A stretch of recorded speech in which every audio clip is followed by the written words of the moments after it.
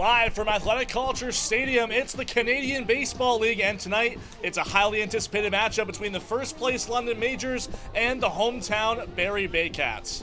Welcome into the ballpark, everyone. Along with Dylan Quinn, I'm Julius Hearn. Well, this season's series has been all London to this point this year. They're 4-0 against the Barrie Baycats this year, and for Barrie, the last game was the closest so far. They took the Majors to extra innings, but falling at Labatt Park, and they really need the offense to kick it up another gear here tonight, and a big player they'll be leaning on tonight has been Nolan Macabrota. Yeah, Macabrota batting .500 in those 4 matchups against London, also leads the team in OPS.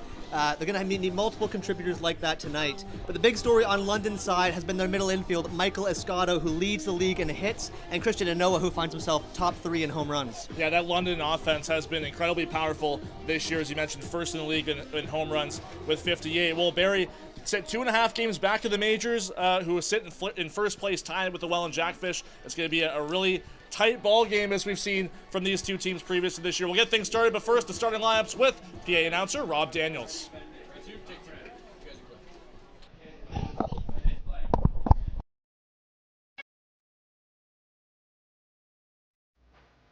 And now it's time for the starting lineup for your Barrie Baycats, managed by Josh Matlow.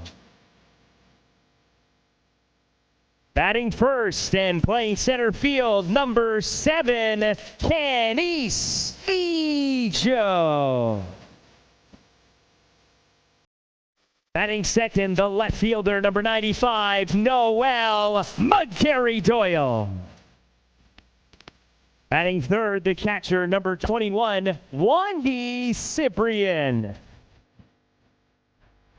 Batting fourth at first base, number 27, Ryan Rio. Batting fifth, the designated hitter, number 20, Nolan Macabrota. Batting sixth, the second baseman, number 0, Francisco Hernandez. Batting seventh at third base, number 28, Noah Hull. Batting eighth in right field, number 23, Clayton Keats.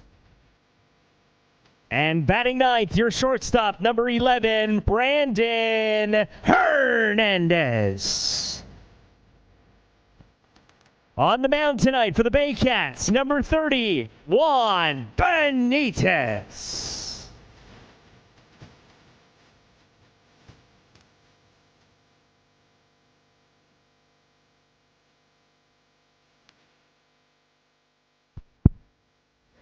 Fans, at this time, we ask that you please rise if you are able to, and kindly remove your hats for the singing tonight of our national anthem. We'd like to welcome back number 99, Lily Pico, from the Barrie Storm to sing tonight's anthem. Lily, take it away. Oh, Canada, our home and native land, true patriot love in all of us command. Quatre ans passés porter l'épée, il s'est porté la croix. Ton histoire est une épopée des plus brillants exploits. God, keep our land glorious and free. Oh, Canada, we stand on guard for thee. Oh, Canada, we stand on guard for thee.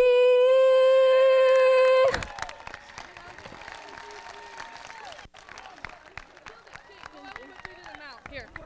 Oh, wait, that's not.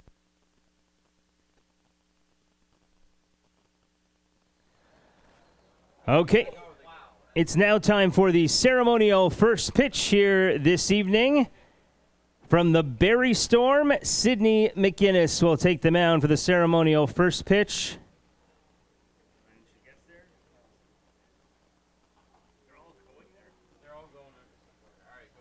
Sydney McGinnis, it's your pitch.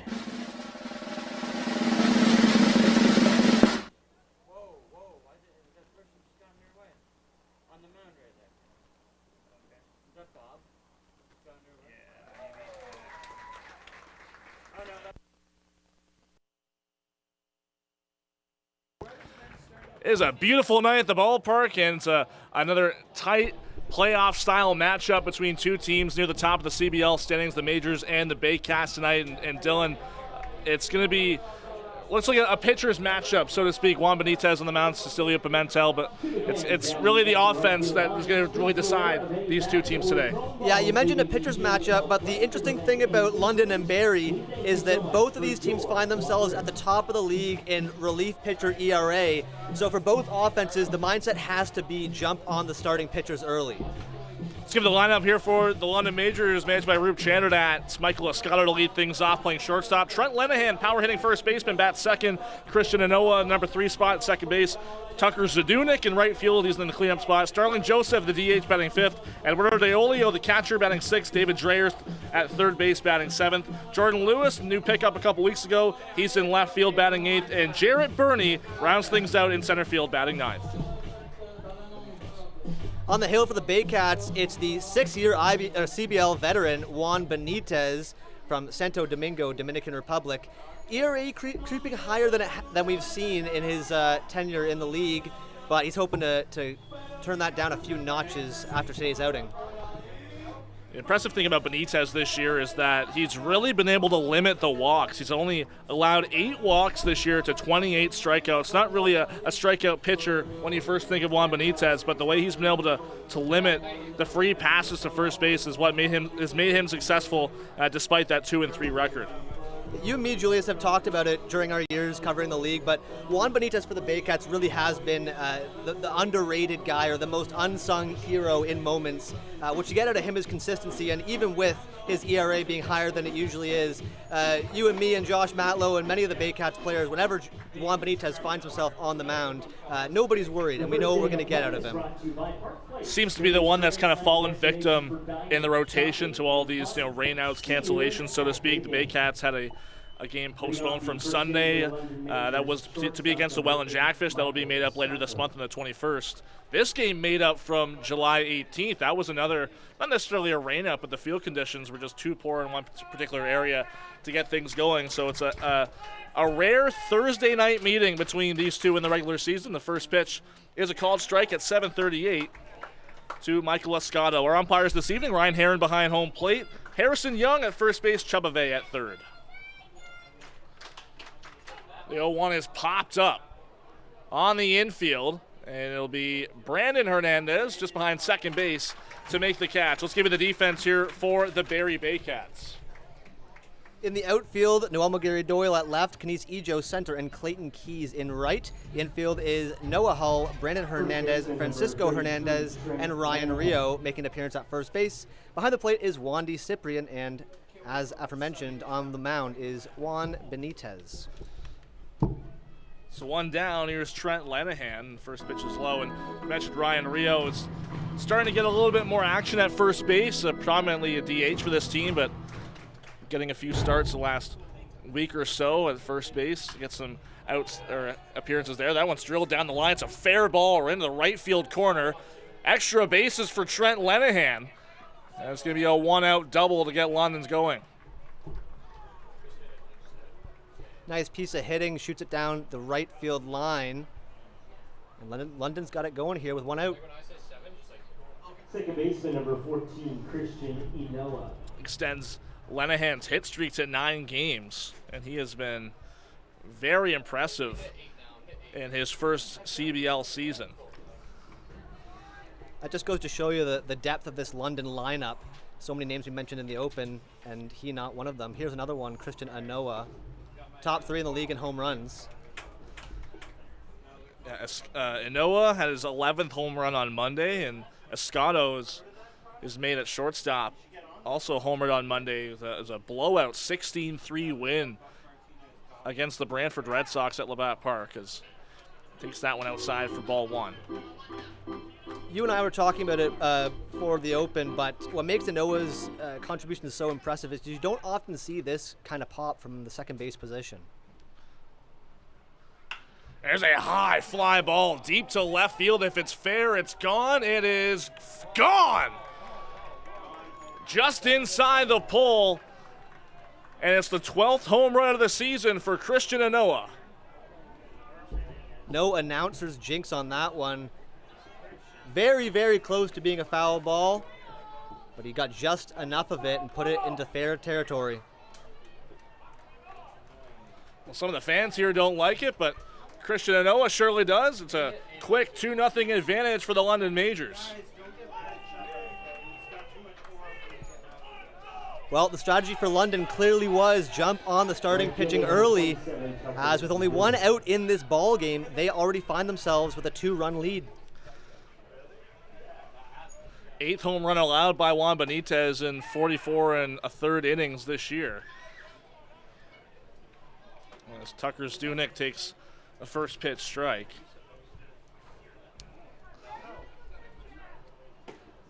That one just missed, and you mentioned it right there, Dylan, is two middle infielders for London. It's very rare that you have two middle infielders with OPSs above 1 or 1,000.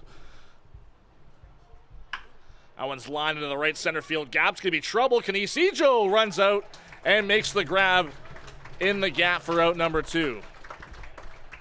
Well, this being obviously the first time through the London Majors order, it's going to be interesting to see how Josh Matlow plays the strategy as we get into the later innings, once you get to the second and third time through the London order.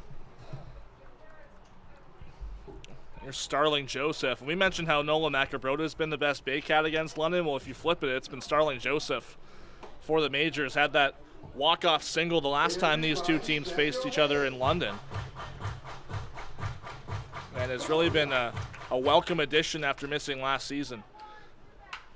Grounds that one foul on the left side. Yeah, the London lineup really has no weakness as you power up and down the lineup. There's a reason that they lead the league in home runs.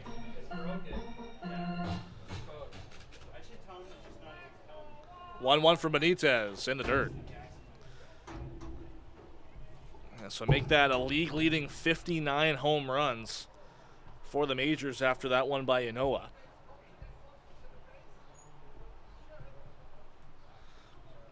2-1. Catches the plate, it's 2-2. Yeah, one of only two teams in the league with a team OPS over 900. I mean, a lot of hard hit balls and a lot of balls that leave the yard. In the dirt to Joseph, it's a full count. Yeah, 905 OPS, which is just coming in tonight was second in the league, just 1 point behind the Welland Jackfish, who have been putting up some crazy run totals in the last few weeks. Yeah, I was just going to say, if you find yourself as part of a statistic that also includes Welland, chances are you're doing something right. Full count, 2 outs. Here's the pitch for Benitez. Just missed outside, and you got to wonder if Wandy Cyprian holds on to that one, maybe it's a strikeout, but it's a 2-out walk for Joseph.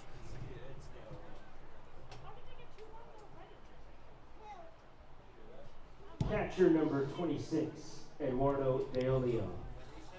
There's Eduardo De Olio with 2 out. De Olio, another name that CBL fans will know from his past years in the league. He himself a 4-year veteran. First pitch just misses, hitting .349 this year. It's been a big power bat for London in his tenure. Just think about how crazy it is for De Olio, who has a 890 OPS, which is below the team average. That is pretty wild. You wouldn't expect that from him, just what his bat is, but he's still hitting well above the league average in terms of batting average. Decent lead for Joseph. Pitch is lined to short, a one hop, and it's off the glove of Hernandez into center field. Joseph's going to try and take third. He'll get there with a dive. And that's likely going to be an error charged to Brandon Hernandez. Couldn't quite get that on a one hop. Tough play, but nevertheless one that he's going to want back. 9th error of the season for Brandon Hernandez. And this inning will continue. We'll get a mound visit here from Andrew White. Only in the first inning, but very pivotal spot here with runners on the corner and 2 out. Seems like the point in the inning here for Juan Benitez. Got to shake that one off. It seems like on that play, he did everything right. He got essentially a ground ball right at his shortstop.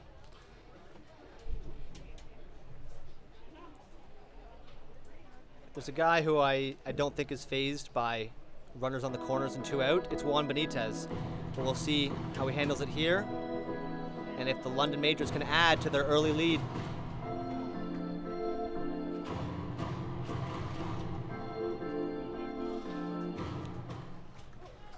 So David Dreyers will step in against Benitez with 2 outs. He's got runners on the corners, and he takes the first pitch low. Dreyers also put a charge into the ball on Monday against Brantford, a home run and a double in that ball game. 1-0, broken bat, tough play for Francisco Hernandez, but he leaps and makes the catch to finally end the top of the first inning. The Majors up 2-0 early, a 2-run shot by Christian Anoa. We head to the bottom of the first inning here in Springwater. Hi, I'm Christy Fantz from 400 Chrysler and Barrie Chrysler Dodge Jeep Ram. This year, we are the community partners of the Barrie Baycats. Community is near and dear to our hearts here at the dealerships and one of our core values, so we can support local and shop local.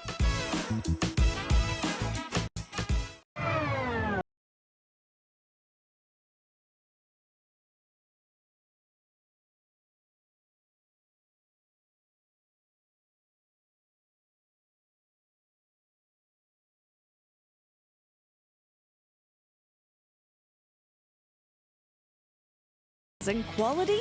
Go to Reno Liquidation Depot, where you'll find vanities, flooring, toilets, exterior doors, and so much more.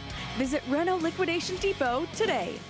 Danielle May Real Estate, supporting the Barrie Baycats and ready to help with all of your real estate questions. What is your home worth? Should you sell now or wait? Danielle is dedicated to your success. The next time you think real estate, think Danielle May.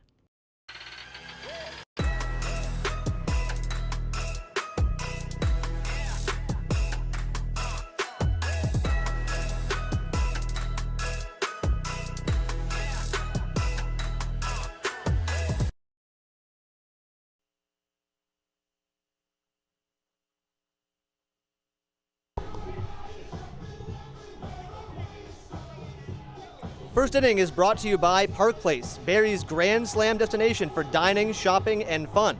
See you after the game. There's the lineup for Josh Matlow's Baycats. Kenise Egil will get it started in center field. Noel McGarry-Doyle back in the lineup, batting second and left. Wandy Cyprian maintains that number 3 spot in the order as the catcher. Ryan Rio in the cleanup spot. Nolan Macabro to follow him at DH. Francisco Hernandez batting 6th, playing second base. Noah Hall batting 7th at third. Clayton Keys in the number 8 spot in right field, and Brandon Hernandez round things out in that familiar number 9 spot. On the mound for the Majors, it's Celicio Pimentel, the big lefty out of Santo Cristobal, Dominican Republic. CBL rookie this year, 33 years old, and carries a 4.59 ERA. Really comes into this matchup. The number 3 starter for the Majors behind Travis Keys and Victor Payano, who leads the league in wins. But first time the Baycats will see the big lefty this year. Kenise Egil get things started as the first pitch. It's outside.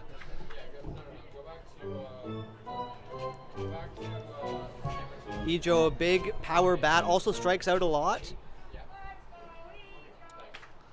Swings and misses at that pitch. He has been able to kind of curb the strikeouts a little bit compared to earlier this year. He had one really, really tough stretch where it was, maybe 2-3 strikeouts a game, but he's brought that down to a couple zeros and a couple ones. 1-1 is on the ground to short, and Escotto will throw into first for out number 1. Let's get to the defense here for London.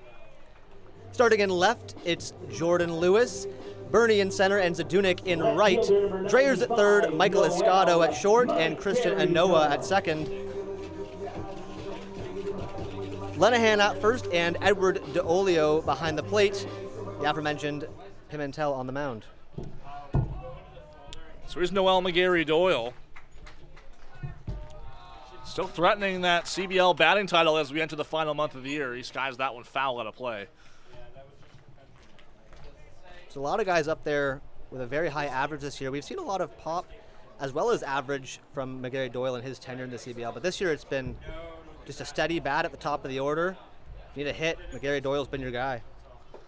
Sees that one low. And second on the team in RBI with 24. Just 2 home runs this year. 1-1 from Pimentel. On the ground, it's going to get through up the middle for a base hit. First hit of the ball game for the Baycats comes off the bat of Noel McGarry-Doyle, and they have a 1-out base runner. Well, I'll ask you, Julius. For Noel McGarry-Doyle, do you think that's been a change in approach to cut back the home run swings and just hit for more of an average? If I were to say it seems like he's changed the swing a little bit more Ichiro-like, so to speak, especially with that swing on that base hit. Here's Wandy Cyprian. First pitch called strike. Whatever he's doing is working for him thus far throughout the season. Well, it's not like the OPS isn't there. It's over 1,000. First pitch, or one pitch from the lefty is a called strike, a swing and a miss from Cyprian. Well, I guess for the Baycats, you've got quite a few guys, Wandy Cyprian included, who have shown a lot of pop and a lot of long ball potential. For Noel McGarry-Doyle, he adds a different sort of approach to the lineup. Liner, and it's caught by Escato and dropped on the transfer called by Chubba Vey. The third base umpire playing over near second base. So easy, quick call there for him. And that was undoubtedly on the transfer trying to nab McGarry-Doyle, but no opportunity there for a double play. Up comes Ryan Rio. Most would say this is a pitcher's matchup, but during Ryan Rio's tenure in the league, we've seen him show a lot of lefty-lefty power. We'll throw over to check on McGarry-Doyle and dives back in safely.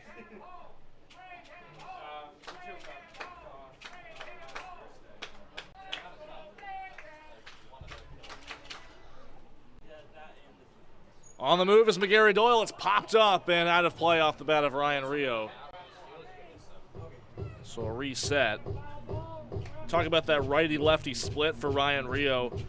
Hitting just 190 this year against lefties with just one double among those 6 hits. Well, that just goes to show you who's the more knowledgeable of the two broadcasters tonight. No. It's been a while since I've found myself in the broadcast booth, but very happy to be here back with you, Julius. Call the strike on Rio. It's 0-2. Very happy to have you back. It's been a couple years since we've done a game here together, so it has been. It turns out to be a fantastic night for baseball, beautiful weather, and I couldn't have asked for a better broadcast partner aside from me tonight. I appreciate that. Time called there, looks like by Rio. And it's 0-2, 2 out. McGarry-Doyle moves again, and it pitches in the dirt, and no chance for DeOlio, who couldn't quite pick it cleanly, and it'd be a stolen base there for McGarry-Doyle.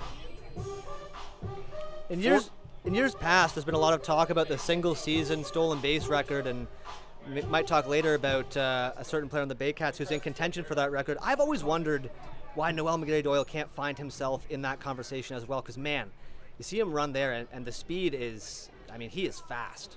Well, that's number 14 for him on the season. As Rio waves and misses on a slider from Pimentel. Baycats leave one in scoring position. 2-0 London as we head to the second inning here at Athletic Culture Stadium. Thinking about doing a renovation, but don't know where to find the best prices and quality? Go to Reno Liquidation Depot, where you'll find vanities, flooring, toilets, exterior doors, and so much more.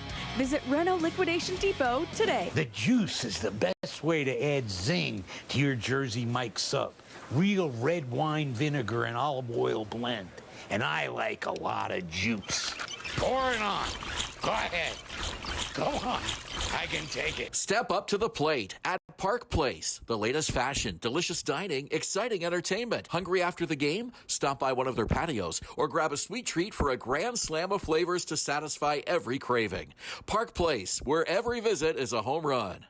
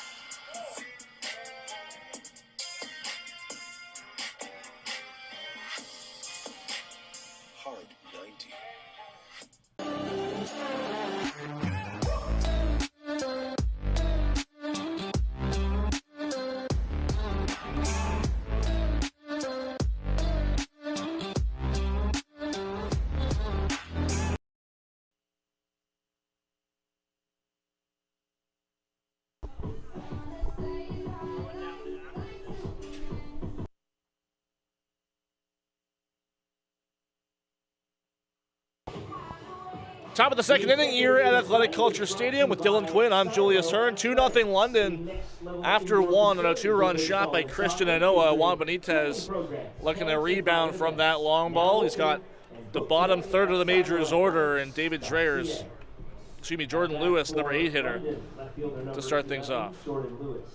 Really important for Benitez to have a clean inning here, as if any of these hitters get on, that turns it over to the top of the order. First pitch called strike.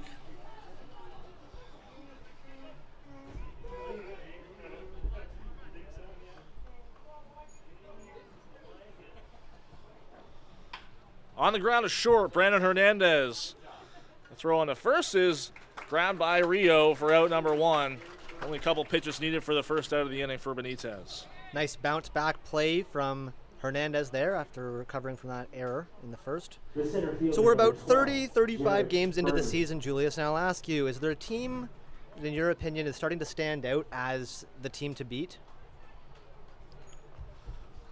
It's really tough between the top 5 in the CBL right now. Like, that playoff line really separates, the best teams from the bottom teams. That one's flown into center field straight away. Canisijo a couple steps back, makes the catch. Quick second out off the bat of Jared Burney. But I think the thing, the last month of the year or of the season, as we're now into August, and it's going to be a jam-packed month of August for a lot of teams. But it's really going to be a battle of just staying out of the 4-5 slot. And then the playoffs, once that gets going, it's going to be a whole different animal. Like, it's going to be clean slate for everybody. Doesn't matter if you win the pennant or you get in via the wild card. It's going to be a really tough semifinal round and then final.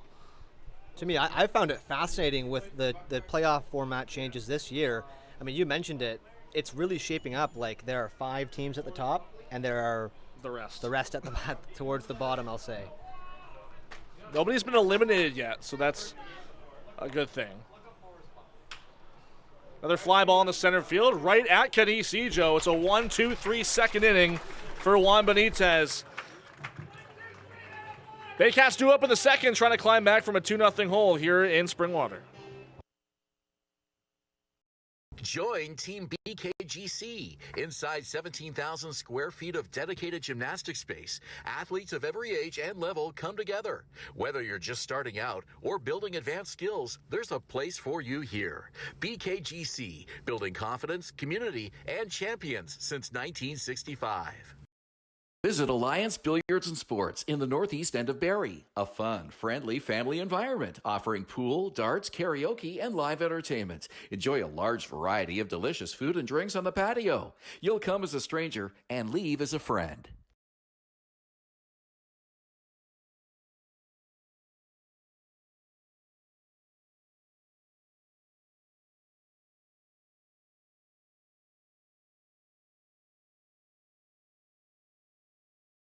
Barrie, this one's for you. My name is James Anderson, owner of Sinclair Sports Medical Center. We find what's actually going wrong with your body and we make a plan to fix it. And I've spent years helping people in this city move better and hurt less. We want to help you feel like yourself again. Come see us and let's get you back to living your best life.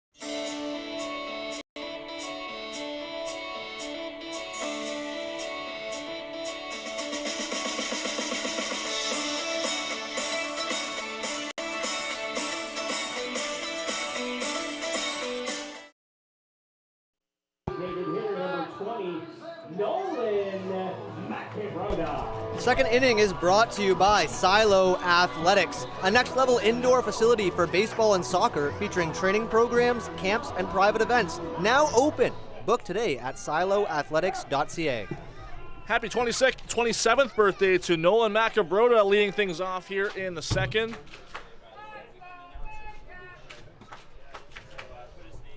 Celebrated his birthday at Canada's Wonderland yesterday with a few of the other Baycats. You might be wondering, what's my source on this? Well, it's myself, as I was also at Canada's Wonderland.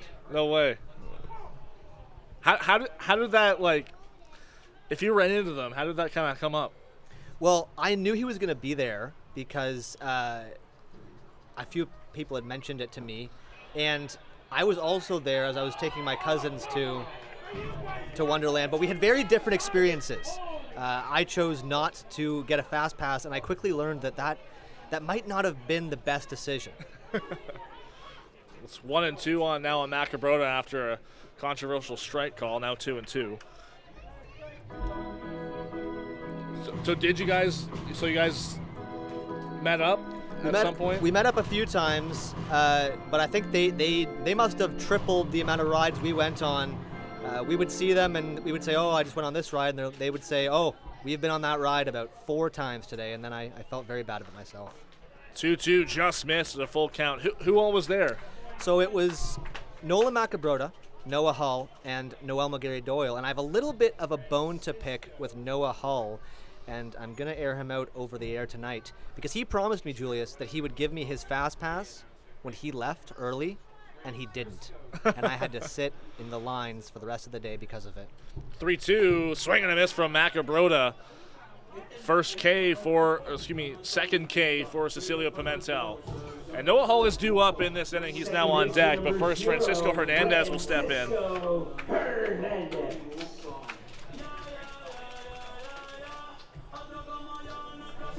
Strikeout there for Macabroda. Very uncharacteristic versus London this year, as we mentioned before. 8 for 16 and leading the team in OPS against the majors. Called strike on Francisco Hernandez.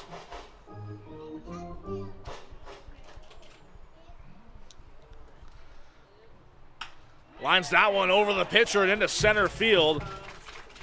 And a 1-out knock for Hernandez. Puts a base runner on for Barrie.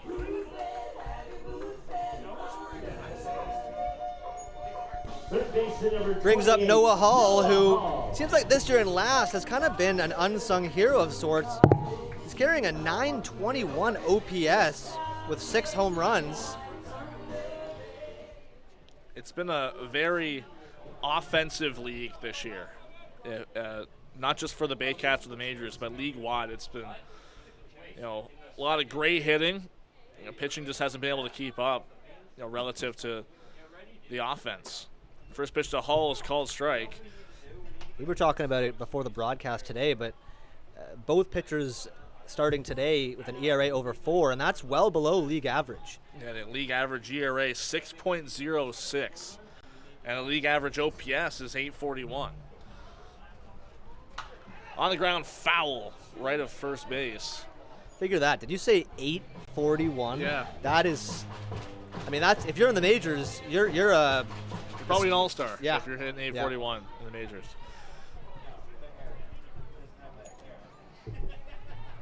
CBL has been and continues to be a hitter's league. There's 4 starters in the majors lineup tonight that have an OPS above 1,000. That's just absurd. 0-2 to Hull. Lead from Hernandez at first doesn't go, and breaking ball just misses. 1-2. Pimentel likes to go to that slider against lefties, so Hull just saw it there.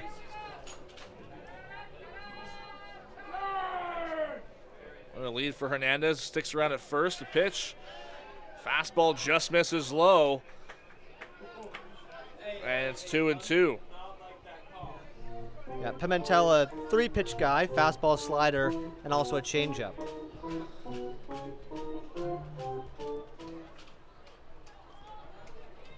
Francisco Hernandez, a team leading 19 stolen bases at first, but tough go against the lefty.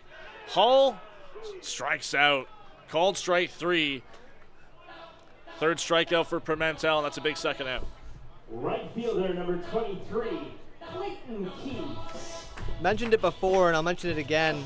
For the Baycats, left a runner on base last inning and another runner on base right now. It's going to be very important for them to start bringing those runners around, because the deeper you get into this ball game, the closer you get to Skylar Janice, who obviously leads the league in saves. First pitch and delayed steal move from Hernandez. A throw down is not in time. Timed that one up perfectly. His 20th steal of the season. No announcers jinxed there, as he gets one closer to the single-season stolen base record. We were talking about that earlier. Yeah, so Hernandez now 6 steals away from tying the Baycats single-season steals record, which was Kenise Ejo back in 2023.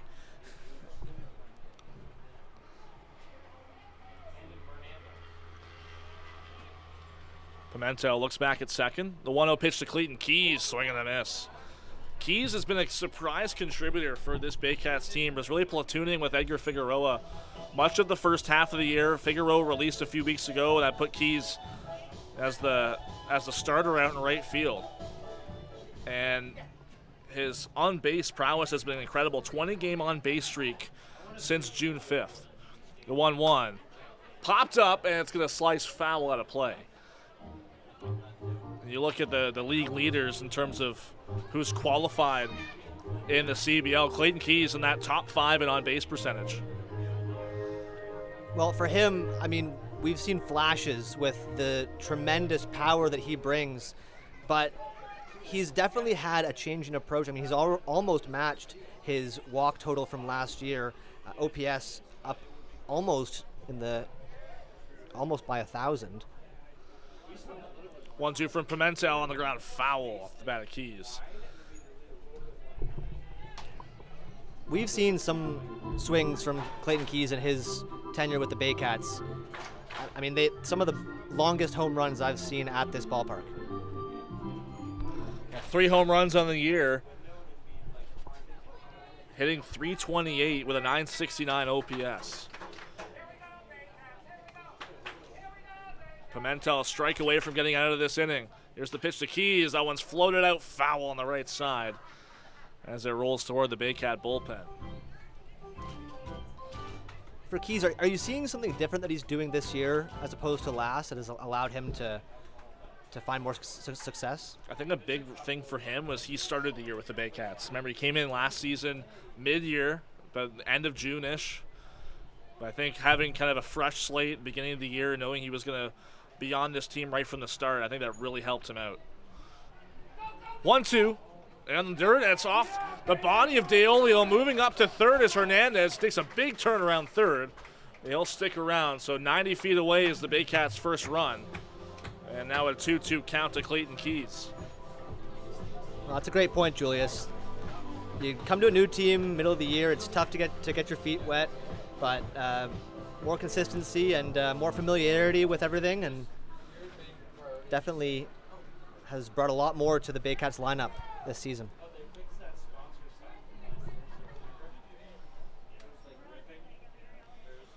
Two, 2 out. Francisco Hernandez at third. There's a pitch from Pimentel. Up and away, it's a full count. It's a good take there from Keys. Looked like a high changeup. Yeah, Pimentel privy to those changeups to righties. A slider more to lefties. Well, he needs a strike here. 3-2, 2 out.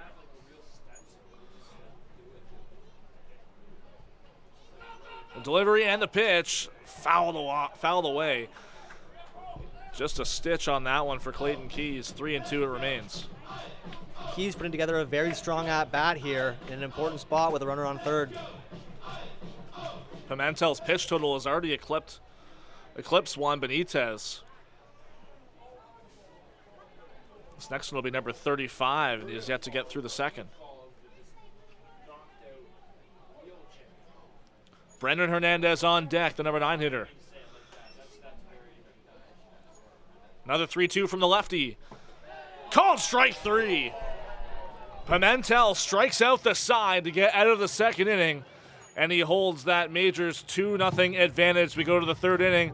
Baycats and Majors here in Springwater.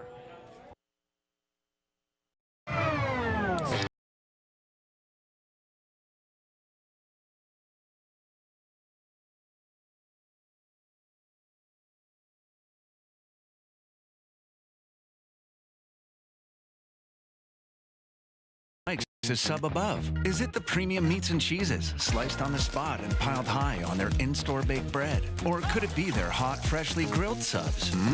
How about all of the above? Jersey Mike's, a sub above. Hi, I'm Chrissy Fans from Fort Chrysler and Barrie Chrysler Dodge Jeep Ram. This year, we are the community partners of the Barrie Baycats. Community is near and dear to our hearts here at the dealerships and one of our core values, so we can support local and shop local. Join Team BKGC. Inside 17,000 square feet of dedicated gymnastic space, athletes of every age and level come together. Whether you're just starting out or building advanced skills, there's a place for you here. BKGC, building confidence, community, and champions since 1965.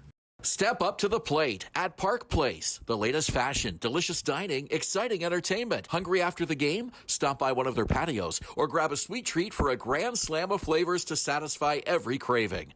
Park Place, where every visit is a home run.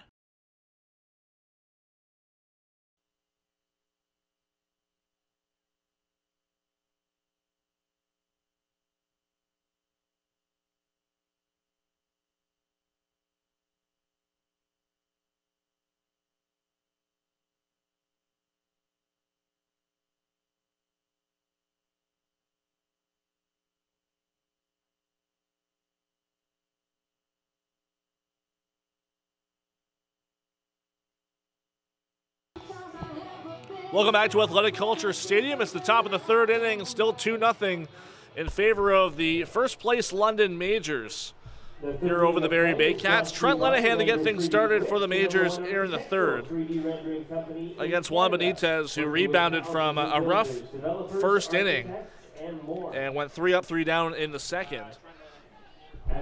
Lenahan, the 6'5 rookie this season out of White Rock, British Columbia. Lenahan finally getting into the CBL this year. He was actually signed by the Majors last year out of college and had an incredible college career. Numbers that would make your jaw drop. Hit it over 440 across his college career, and he has made a name for himself his first year in the CBL, hitting .399 with an OPS above 1100. Another reason the Majors have blown the doors off the power in this league. 1-1 for Benitez. Just catches the outside part, 1-2. The past few years, it seems like London's been knocking at the door with a very solid team, but just haven't been able to make it the distance. It does seem like this year they've taken quite a step up from years past and could compete for the title in the first year of the CBL. 1-2 outside on the curveball from Benitez. And, the Majors tied for first right now with the Jackfish, and both those teams 2 games ahead of the Baycats, who are in third. But talking to Roop Chanderdat, the manager, as Benitez winds up a 2-2, it's in the dirt. The last game of the regular season was between these teams last year, and that game decided second place, and therefore who each team played in the first round of the playoffs. London lost the game, finished third via the head-to-head with Barrie, and ended up playing the powerhouse Guelph Royals, who finished sixth and did not look like a sixth-place team. On the ground, tough play for Rio. He won't get there. It's a base hit for Lenahan to lead things off. But in talking to Roop Chanderdat, that last game of the season last year really sticks with him, because he knows even last year he had the team to potentially, compete for a championship, and it was thwarted in 3 games in the first round. Well, you think about it and you really recall how important that final game of the regular season was for both teams. I mean, if London wins that game, there's a very strong chance that they find themselves against Welland in the finals of last season. But does it kind of feel like to you that this year means a lot more this being the first year of the CBL, this title might mean a little bit more to all the teams in the league? Absolutely. I've heard that sentiment from the Baycats players. I've heard that sentiment from other coaching staff and players I've talked to around the league. It's really this year kind of means more to be that first one, even though it's still the Dominico Trophy after a Dominico Cup after all. Well, from the Baycats' perspective, unless it's Hamilton or Guelph, there will be no final game of the season tiebreakers, as the Baycats have this weird rock, paper, scissors thing going on where they've won every game against Welland and they've lost every game against London, both tied for the top seed in the CBL currently. Outside, so the Baycats, they came into this game 6-9 against teams that are in playoff position. They had a big win last week against Hamilton here at home, but then lost the very next night on a walk-off in the Steel City. Trying to get back in the win column. Again, mentioned they had the Sunday game rescheduled. That one's drilled to left field, and a no-doubter. Second home run of the game for Christian Inoa. And he's doubled the Majors lead. It's 4-0. Well, we've talked extensively about Inoa's power throughout the broadcast, and he's proving that there is no such thing as an announcer's jinx. In the third inning, he's already launched his second long ball. It's been a Trent Lenahan base hit and a Christian Inoa home run in the first and third innings. And just like that, it's 4-0 for the Majors. And that one was even further than the first one. The one in the first inning really kind of rode that left field line all the way. As Tucker Zdunek takes the first pitch outside. No question as to whether that one was fair or foul. I think the outfielders just stood still and watched that one fly. And it doesn't get easier with Tucker Zdunek now. Another player carrying a 1,000 OPS into this game. London as a team only had 34 home runs last year. Now that's number 60. So they've nearly doubled their team total since last year. 3-0. Catches the plate for a strike. It's been very rare throughout my tenure covering the league that you've found import players to be more valuable as hitters than pitchers. Popped up. That's going to get into left field. Noel McGarry Doyle calling for it. He makes the grab for the first out of the inning. And you're right, Dylan. It's really, you see a lot of these general managers and managers, they like to have those import spots used on pitchers. If you talk to Josh Mallow, the manager of the Baycats, he really finds that you get more value out of those import spots if you use them on pitching. But Roop Chanderdak kind of going with the opposite. He's used more of a balanced approach for his 8 import spots this year, and it looks like it's paid off. Starling Joseph steps in. He walked his first time. The first pitch to him is low. Every once in now and again, you'll see a position player that really finds his stride in the CBL. I think the same is true for Wandy Cyprian with the Baycats. Line foul off the bat of Joseph. But London clearly showing that you can use your import spots on position players and it can yield tremendous results for you throughout the season.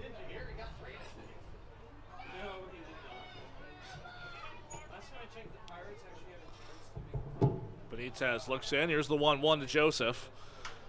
Lined out toward right field. Tough play for Keys. He won't get there. One hops to the wall, and Joseph's going to try for 2. Here's the throw from Keys. It's cut off, and a 1-out stand-up double for Starling Joseph continues the offensive onslaught.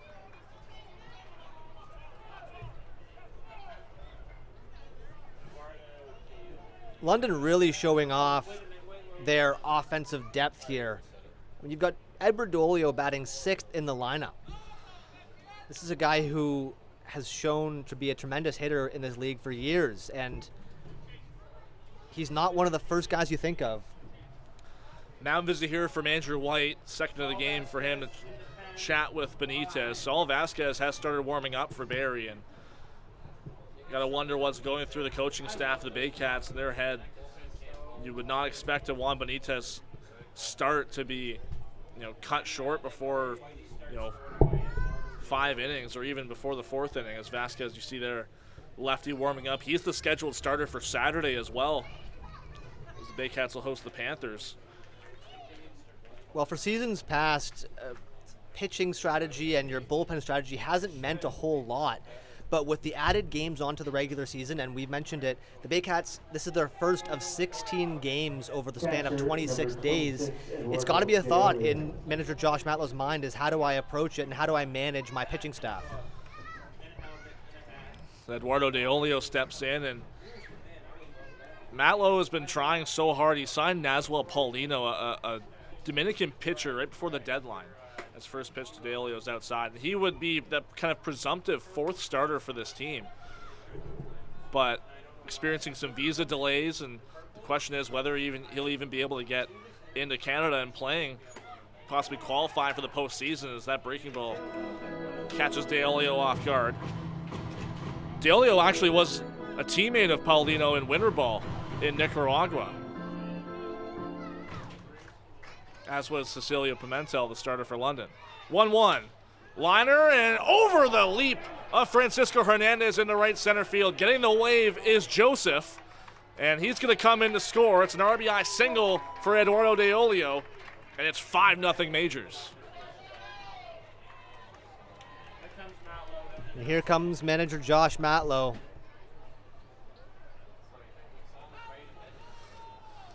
So with Saul Vasquez warming up, it looks like that's the end of the line for Juan Benitez. Not the start he envisioned. As he gives the ball to his skipper.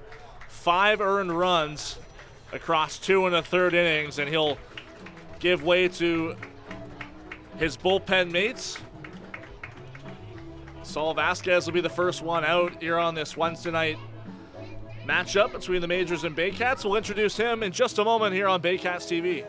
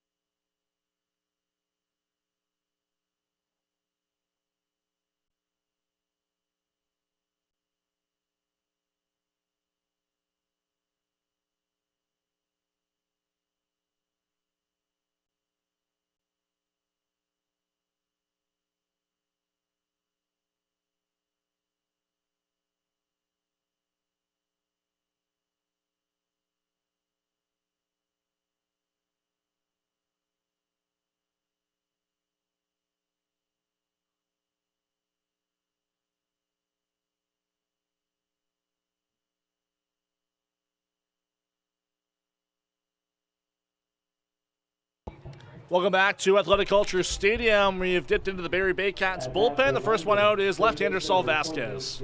Saul Vasquez leads the CBL in strikeouts, a big reason being these relief appearances.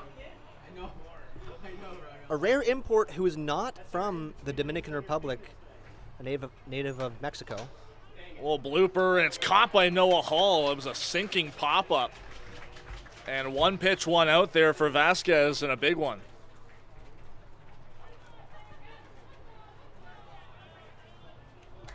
very important role for Vasquez here, as a 5-run deficit is manageable only in the 3rd inning, but you really want to make sure this deficit doesn't balloon larger with a runner on first here and 2 outs. Last time the Majors were here, they got off to a huge start off of Frank Garces, who was ejected from that game after 1. And it was kind of all downhill from there for the Baycats.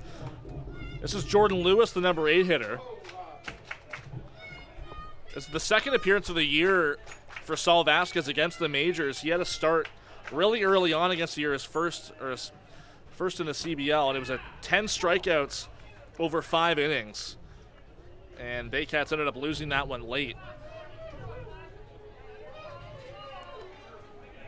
But only allowed 2 hits and 4 walks in that one over those 5 innings. Really coming into his own as of late. The 1-1 just outside. He was CBL Pitcher of the Week a couple weeks ago after a 7-inning outing against Kitchener. So interesting. In the Majors, usually you have Pitcher of the Month, but in the CBL, all that you need to win Pitcher of the Week is 1 good start, as there's not enough time for pitchers to turn around and start for a second time. Big swing and a miss there from Lewis. It's 2-2. Lewis 7 for 20 if you include his first at bat tonight. And limited action in the CBL was just picked up about a week before the deadline. 2-2 from Vasquez. On the ground, it's a tough play for Hall. He gets over there to his left. The throw on the first is in time. And Vasquez comes in and helps retire the side, but the Majors put 3 more on the board. Another 2-run jack by Christian Anoa. And it's 5-0 for the first place Majors here in Springwater.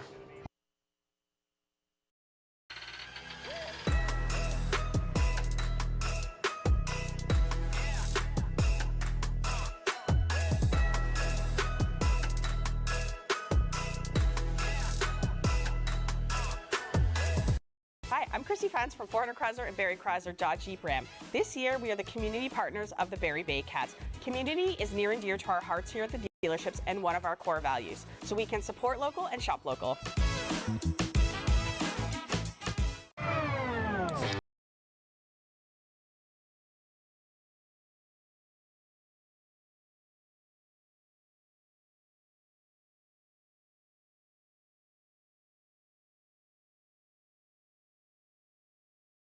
My name is James Anderson, owner of Sinclair Sports Medical Center. We find what's actually going wrong with your body and we make a plan to fix it. And I've spent years helping people in this city move better and hurt less. We want to help you feel like yourself again. Come see us and let's get you back to living your best life.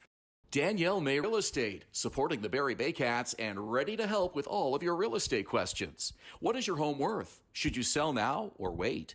Danielle is dedicated to your success. The next time you think real estate, think Danielle May.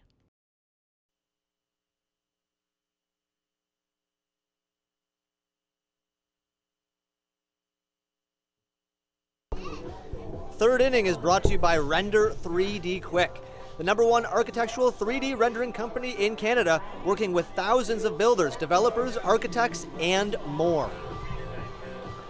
Bottom of the 3rd inning and an even deeper hole for the Barrie Baycats to climb out of. 5-0 Majors through 2.5. Brandon Hernandez to lead things off for Barrie, and then the top of the order after that. Cecilio Pimentel really came into his own in that 2nd inning. 3 strikeouts in that frame, 4 on the game total.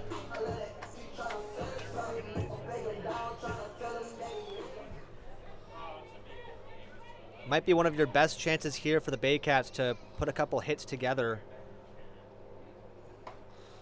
As 9-hitter leading off before the lineup turns over to Canisijo. Well, there's the thought that maybe that long inning after Pimentel had a really dominant 2nd inning, that maybe the time in between pitches for him, a long offensive frame for London, maybe he's fallen a bit more out of that rhythm, but he's quickly up 0-2 on Hernandez here. Fly ball left field, a tough play for Jordan Lewis, and it falls foul. I'm a big fan of this strategy from manager Josh Matlow.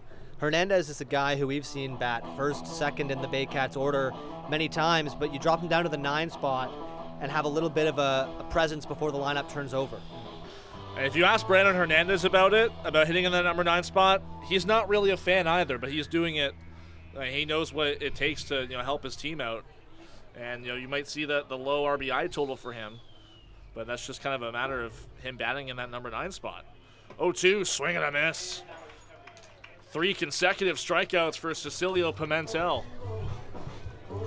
Center fielder number 7, Ken East. 3 strikeouts in a row, and at the last 4 outs being recorded by strikeout.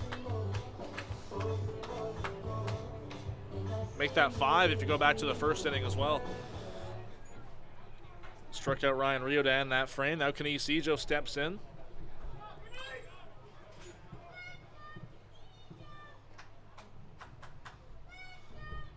First pitch is in the dirt. The appeal down to first. No swing, says Harrison Young. It seemed like Ijo might have been caught off guard by that breaking ball to start him off. Clearly by the strikeout totals, Pimentel has had some nice breaking pitches tonight. Off speed's working well. Scoreboard says 0-1, but it's now 1-1.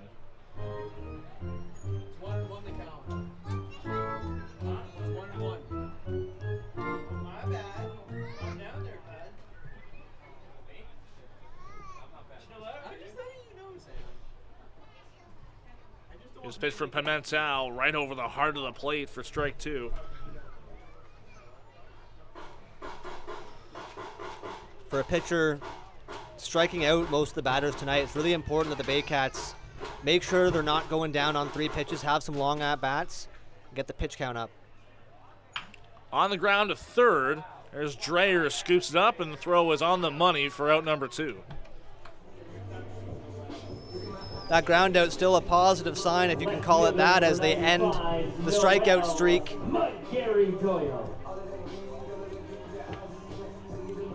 Well, McGarry Doyle steps in, stranded on second base his last time after a base hit.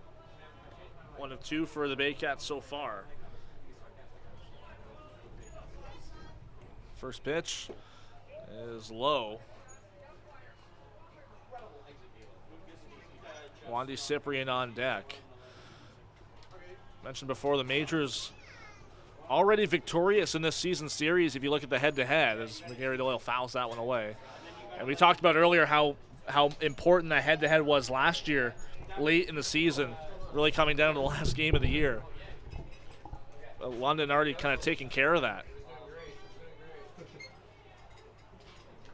You never know how much it really could matter when it comes to the staying out of the wild card. Another one fouled away. Well, especially with, we've mentioned the top 5 being so closely contested. Even the top 3 is so congested at the moment, and you really can't emphasize it enough that every game matters, especially as we move closer to the end of the season, this big stretch of games coming up for the Baycats. 1-2 on McGarry Doyle. Here's the pitch from Pimentel. The offer down to third, and he does not go around. A couple of close check swing calls, but they go in favor of the Baycats, 2-2. So London and Welland tied atop the standings at 24-11. Barrie 2.5 games behind them, as well as Hamilton, and Guelph in 5th, 4 games back of 1st. And then if you look at number 6 spot, Toronto, they're 7 games back of Guelph. Nobody's necessarily been eliminated from playoff contention just yet. We're a long way away from that possibility. No talk of magic numbers just yet. 3-2, 2 out. Pimentel looking for a 1-2-3 frame. Here's the pitch. Just missed, and it's a 2-out walk for McGarry Doyle. Nice walk there from McGarry Doyle. Brings up Wandy Cyprian, the catcher. Wandy Cyprian. So the Baycats have had base runners in every inning. And Wandy Cyprian will try and cash in with 2 out. Obviously much easier to bring those runners home when you're hitting them out of the park, but the story so far has been London cashing in on those runners on base and the Baycats leaving them out there. McGarry Doyle stole a base in the first. He's a decent lead, and it gets a check on from Pimentel. The Majors have allowed the least stolen bases in the league this year, now at 38. But 2 of those were the Baycats in the first 2 innings of this one. That one catches the upper part of the zone for strike 1. We saw McGarry Doyle steal second his last time on base with 2 outs here. It's a good hit and run opportunity. We'll see how Josh Matlow plays it.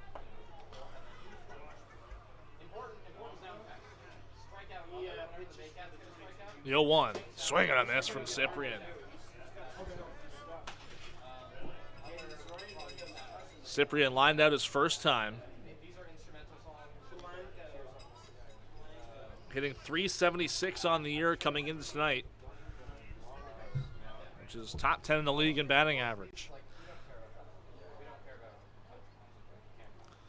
Runner on the move, the pitch is in the dirt, and yet again, McGarry Doyle will have second base easily. Second stolen base of the ball game for him, and the third against the Majors this ball game. McGarry Doyle showing off the wheels there. No throw as it was bobbled on the transfer. And we talked about it earlier that most of the imports that have found success with the Baycats have been pitchers, but Wandy Cyprian is the exception, as he has been a tremendous addition behind the plate this season. The only import in this Baycats roster that's not a primary pitcher.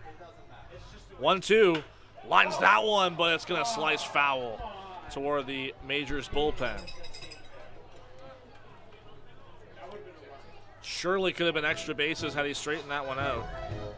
So much momentum and so much distinction in his swing that as soon as he connects with one, the exit velo is just off the charts. Impressive for this being really kind of the first major pro opportunity for him. He's had 5 home runs this year. One of them has been against the Majors. The 1-2. And or at least low and misses 2-2. For Cyprian, his rookie season comes at the young age of 21, well below league average in that department. 2-2, 2 out. McGarry Doyle at second. Here's the pitch. It's popped up. Fly ball into center field. Jarrett Burney and Tucker Zadunik is over. He'll make the catch and end the frame. Baycats threaten yet again with a runner in scoring position, but he's stranded. Still 5-0 Majors as we go to the 4th.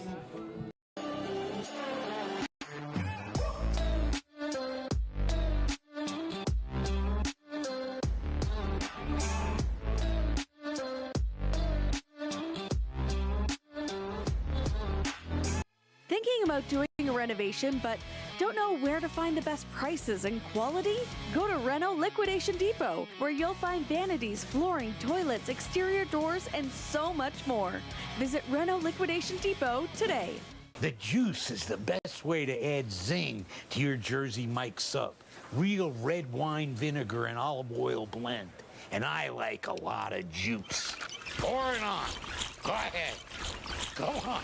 I can take it. Step up to the plate at Park Place. The latest fashion, delicious dining, exciting entertainment. Hungry after the game? Stop by one of their patios or grab a sweet treat for a grand slam of flavors to satisfy every craving. Park Place, where every visit is a home run.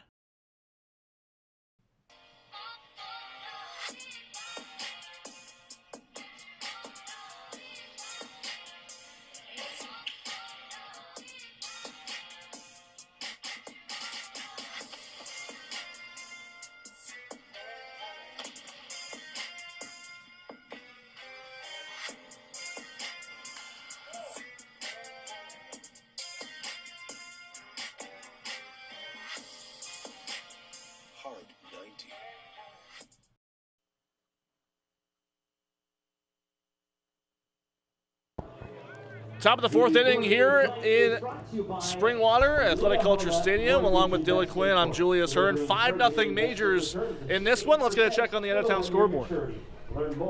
Guelph leads the Brantford Red Sox 5-3, and the only other game happening tonight is Hamilton and Toronto. That game tied 6-6. Guelph and Brantford in the top of the 5th over there. And just the bottom of the 3rd inning at Christie Pitts between the Cardinals and Maple Leafs. Saul Vasquez out in relief for his first full inning of work. It's 1-1 on Jarrett Burney, the number 9 hitter. You mentioned it earlier, and I thought it was a really interesting stat about Barrie's record against teams also in contention. And I believe they were sub 500 on that regard. 6-8, or 6-9, pardon me, after last week, and 4 of those wins are against Welland, which is really crazy to think, and none of them against the majors. 1-2 from Vasquez on the ground. It's a tough play for Hull, but it spins foul. You see that stat all the time with teams' record against the other top teams. And do you think that's a good telltale sign, a good indication of a team is whether they can play to competition? I think for this Baycats team, I think it's definitely a sign. If you ask Josh Matlow, I think he would agree with that as well. Because he told me a couple games ago in post-game scrum, like he said, it was after a game against Kitchener. I just see a 1-2 from Vasquez, called strike 3. First strikeout for him. He extends his CBL lead. But Matlow told me it was after a game against the Panthers that they won here. And it was actually Vasquez's start that he went 7 innings. And Matlow said, I don't care about winning against teams like Kitchener. I want to beat teams like London and Welland and Guelph and Hamilton. He doesn't care about beating the bottom teams because those games don't mean as much. Back to the top of the order, it's Michael Escato. It's 0 for 2 so far. It takes the first pitch strike. Well, 6-9 is not abysmal by any means, and 15 games is somewhat of a small sample size. If it was, let's say, 3-12, yeah, that's a problem. But as the Baycats move towards the rest of the season, got to figure that out. Fly ball out in the right field. That ball is gone. Opposite field shot for Michael Escato, and it's 6-0 Majors. We picked 2 good players for our Open, Julius. They have combined for 3 home runs in the ballgame so far. 11th of the season for Michael Escato. And it just goes to show how dangerous this upper third of this Majors lineup is. They've combined for 5 hits, including a double and 3 home runs. 2 of those from Trent Lenahan, who's in the batter's box now. First pitch is inside. I believe with that home run, Escato places himself in the top 3 of home runs in the CBL. Crazy numbers for a shortstop. 1-0, called strike on Lenahan. Lenahan's also in double digits in that category. We haven't seen a home run from him in this ball game, at least so far. But he's, again, as we mentioned earlier, having an incredible rookie year himself. 1-1 is down low. And the tough part for Escato and Anoa, I imagine this is going to stay the same from the, as we knew the IBL before this year. Now the CBL, is that rookie of the year is still going to be awarded to a Canadian player. An import player won't be eligible for rookie of the year, but definitely will be for MVP. And there's a lot of different candidates across the league. And I think those 2 might be, definitely in the top 5 if I was a voter today.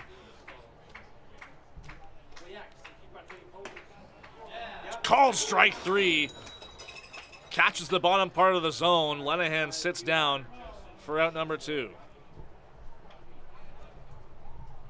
And for Vasquez, you see the potential, strikeout stuff, no doubt, but ERA around 4. If you can just limit the hard contact, you can see the potential for Saul Vasquez.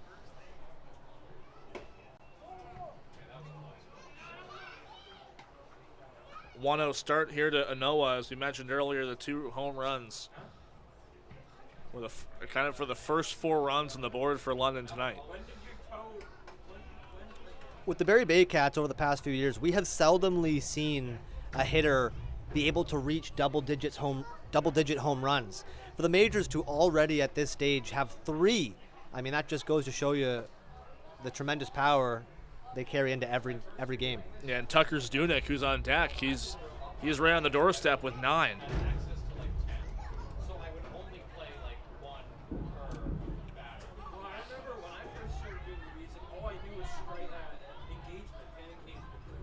.3-0 from Vasquez. Gets over the plate. Oh, much needed strike there. And to me, that is a true stat, a stat that you can buy into. Labatt Park is not a hitter's park by any means. Breaking ball falls low. It's a 2-out walk to Anoa.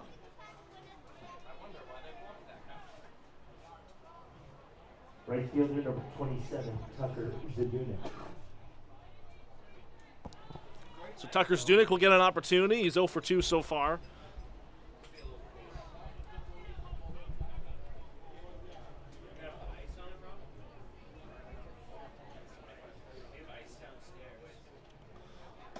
Swinging and missing a high fastball. Lefty-lefty matchup here for Vasquez. Very important at bat before two righties will come up to the plate. As a lefty, it's important to get out of the inning here. Nice pick there from Cyprian to keep Anoa steady at first. Anoa just one stolen base this year, so not necessarily a huge threat to run on Vasquez, especially as a lefty.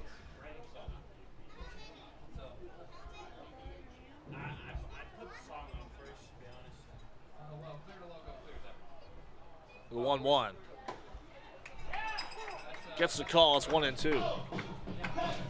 Zadunik from High River, Alberta, this being his second full season in the CBL.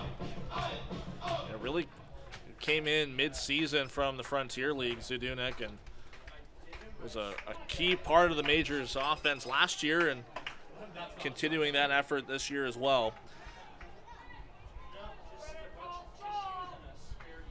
2-2 with 2 out here on Zadunik. He had a home run in the game on Monday against Brantford.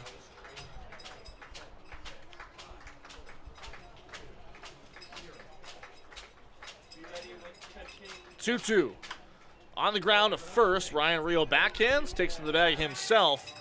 And the Baycats get out of it, but not before another home run off the bat of Michael Escato.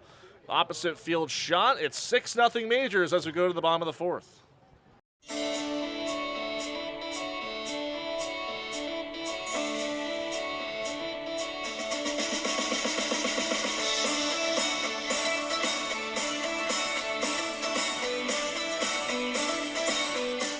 Join Team BKGC. Inside 17,000 square feet of dedicated gymnastic space, athletes of every age and level come together. Whether you're just starting out or building advanced skills, there's a place for you here. BKGC, building confidence, community, and champions since 1965.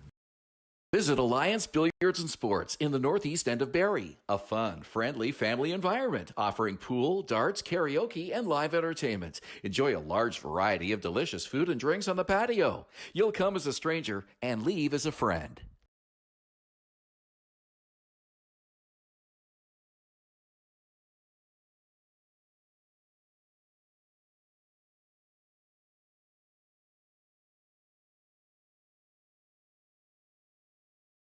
Barrie, this one's for you. My name is James Anderson, owner of Sinclair Sports Medical Center. We find what's actually going wrong with your body and we make a plan to fix it. And I've spent years helping people in this city move better and hurt less. We want to help you feel like yourself again. Come see us and let's get you back to living your best life.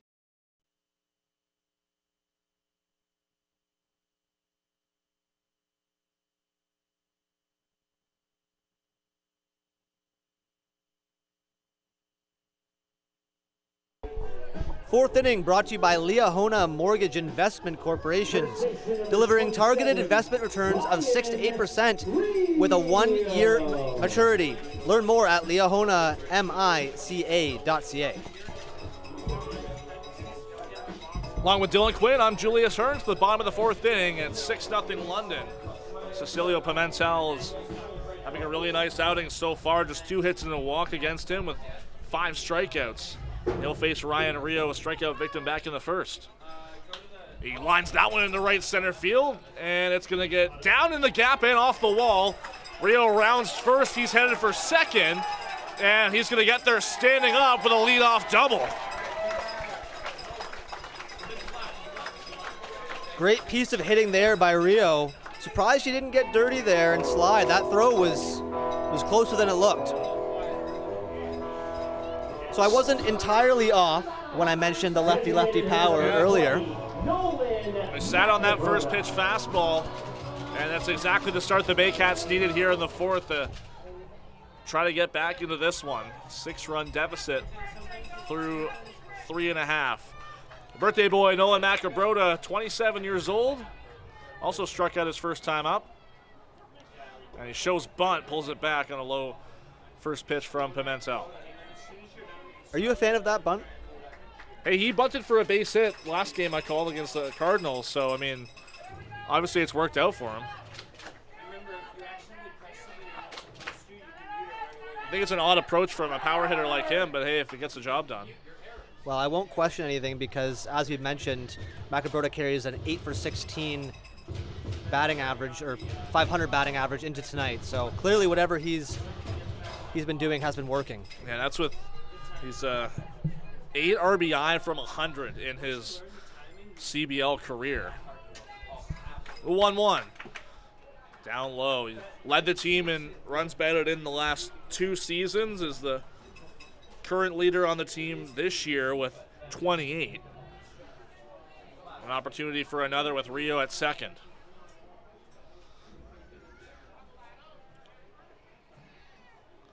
Two one from Pimentel. It's called a strike. Looked like a changeup that just caught the upper part of the zone. You don't see it often, but we've seen a few high changeups from Pimentel. Usually a danger zone for a pitcher, but we've seen him work it with success tonight. Especially against the left-handers as well. 2-2 pitch. On the ground to second. Christian Anoa makes the play. Routinely for out number 1. Rio moves up to third. Still a productive at-bat as you advance the runner, but this does feel like a pivotal moment in this ball game. The story for the Baycats has been leaving runners on base, and you got Francisco Hernandez, one of your top RBI guys. Really, really important to make sure that Rio's brought around to home this inning. It was the first time in the ball game that Pimentel had a base runner on with nobody out. The first pitch to Hernandez is well up high.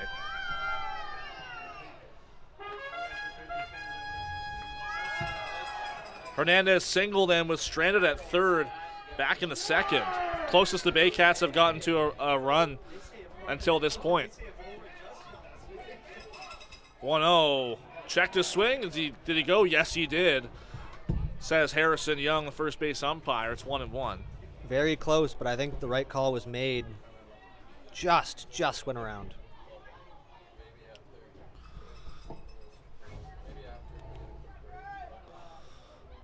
One is just inside. Hernandez held hitless 0 for 4 with 3 strikeouts. Well, Baycats' last game in Hamilton, but it was a key home run the night before against the Cardinals that helped give them the win. Opportunity to drive another in here. 2-1 from Pimentel. Just catches the inner part. 2-2. For Hernandez, the 26-year-old enters his second year in the IBL. 800 OPS, which many would consider good. But in the CBL, OPS tends to run a little bit higher than most leagues. 2-2 pitch. In the dirt. Nice block from Eduardo DeOlio to possibly save a run.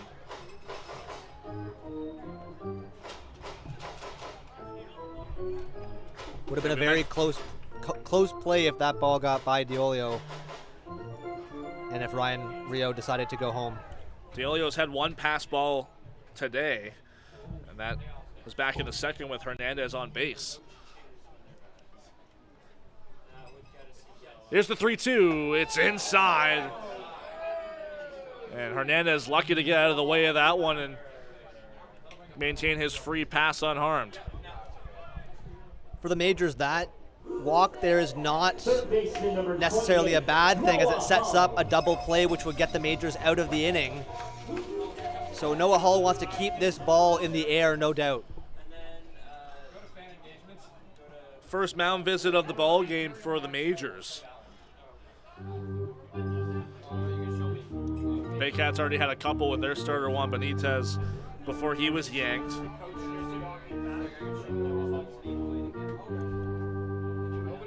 This is Alberto Gonzalez out to talk with Pimentel, along with Eduardo De Olio.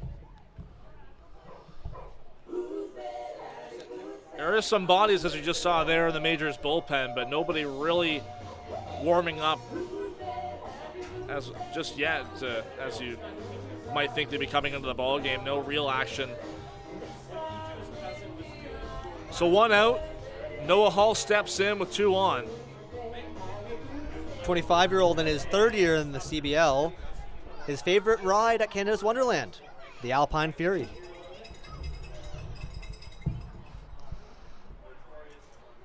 Hernandez the lead at first, doesn't go. First pitch is low. And the Alpine Fury is the new one, right? Did you like it?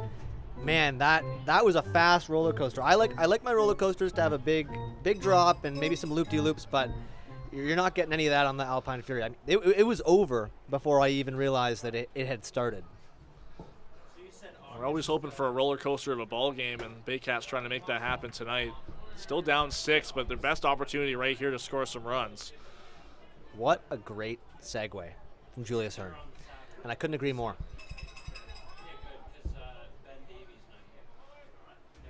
1-1 on Noah Hall. Hernandez stole second his last time on base to see if he pulls off the delayed steal again. Throw over, he gets back standing up. Obviously Pimentel not as concerned with Ryan Rio. Pimentel has had some very sneaky pickoffs throughout the ball game. It'll be interesting to see if he can nab one of those runners later on. He's had 1 successful pickoff this year.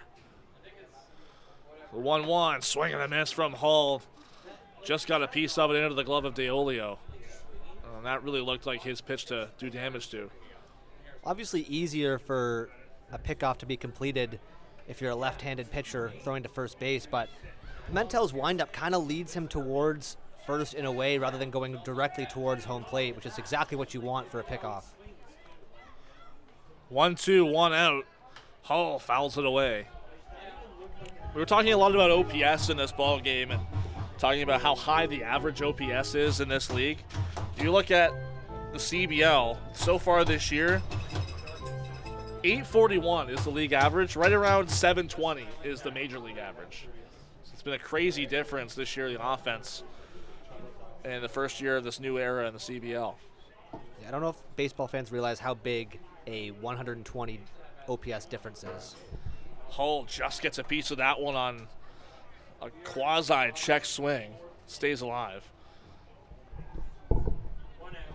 I mean, in the majors, you said the average is, what, 720? This year is 720. If you're batting 600, you're on the fringe of things. So that 120-point difference is substantial, to say the least. Hernandez at first, Rio at third. Here's the 1-2. Popped up. And it's going to be Christian Anoa calling for it. It's his all day, and he makes the grab. That's a big second out for the Majors.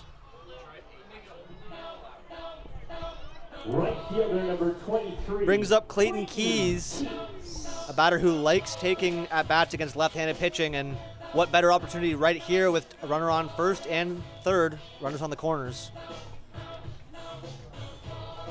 He's driven in 9 so far this year. Cole put together a really nice at-bat, just real soft contact on that pop-up.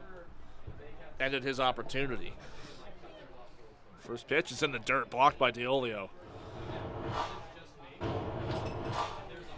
Some very nice foul balls by Hull. For Clayton Keys here, we've seen a lot of high change-ups, and if I'm picking somebody to hit a hanger a long way, it would be Clayton Keys. Something to look out for here. Pimentel tends to go the slider more against righties. Another one in the dirt, blocked by DeOlio, 2-0. That was pitch 75 for the Majors starter, and still nobody really warming up in the Majors pen. A couple taking their band work and stretching, but nobody throwing off the mound just yet. There is another arm in the Baycats bullpen warming up. Looks like Boris Vachurka potentially. Long look at Hernandez at first. Another peek. And he throws over, and again, back just in time, standing up is Hernandez. Manager Roop Chanderdat showing a lot of faith here in Pimentel at 75 pitches and runners on the corners here with 2 out and not having anybody warming up. Seems like maybe the thought is hopefully for him that he can get Pimentel through this inning and then think about maybe the bullpen after. 2-0, Keys watches that one sail in for strike one.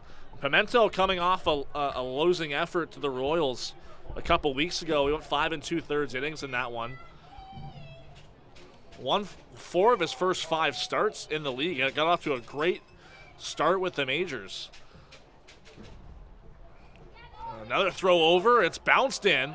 Lenahan manages to knock it down and hold Rio at third. That was a scary moment for the Majors. That could have been the first run of the ball game for the Baycats. A nice stop there over at first. Lenahan saves his pitcher. That's now 2 disengagements for Pimentel in this plate appearance.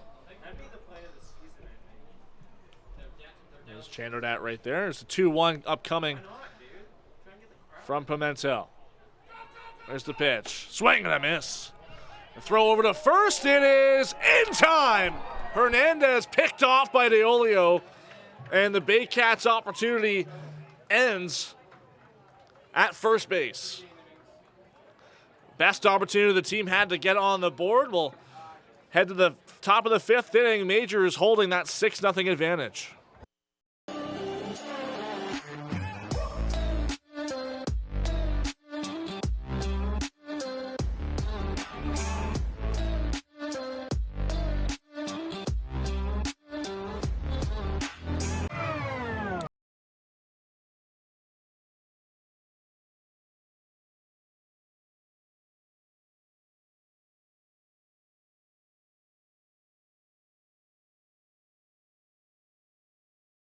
Makes Jersey Mike's a sub above? Is it the premium meats and cheeses sliced on the spot and piled high on their in-store baked bread? Or could it be their hot, freshly grilled subs?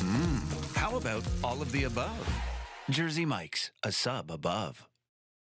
Visit Alliance Billiards and Sports in the northeast end of Barrie. A fun, friendly family environment offering pool, darts, karaoke, and live entertainment. Enjoy a large variety of delicious food and drinks on the patio. You'll come as a stranger and leave as a friend. Thinking about doing a renovation but don't know where to find the best prices and quality? Go to Reno Liquidation Depot, where you'll find vanities, flooring, toilets, exterior doors, and so much more. Visit Reno Liquidation Depot today.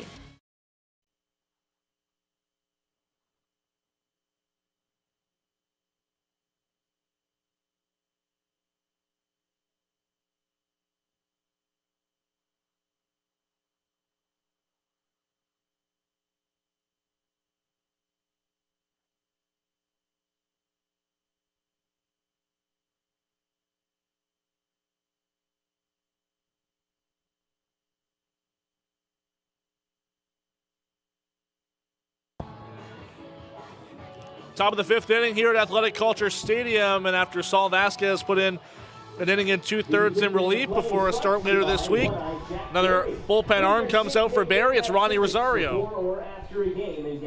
ERA over 10 thus far, albeit only in 2 appearances and 3 1/3 inning.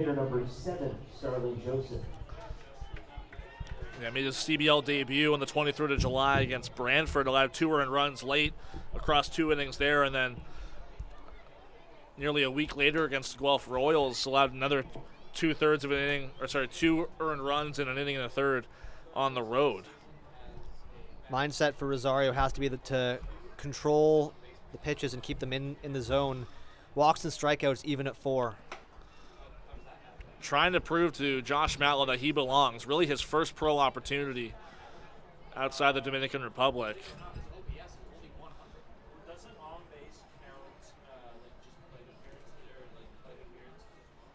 2-0. Joseph with a home run cut. Swings through it.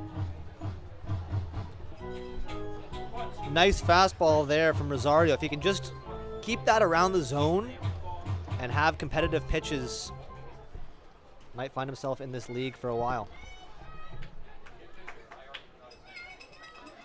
2-1 for Mazzara. Another home run cut. Pounded the fastball by Joseph. It's 2-2. There aren't many pitchers in the league who can reach those digits on the miles per hour. Obviously, we don't have a radar gun here, but you can just tell by looking at the pitches. That's some serious velocity. Fans behind Rosario as Joseph steps out briefly. 6-0 Majors. London's had 3 home runs in this ballgame. Not even halfway through as that 2-2 pitch sails to the backstop. And that's what you get from flamethrowers a lot of the time, is some really fast pitches and some swings and misses, and some that, bounce to the backstop.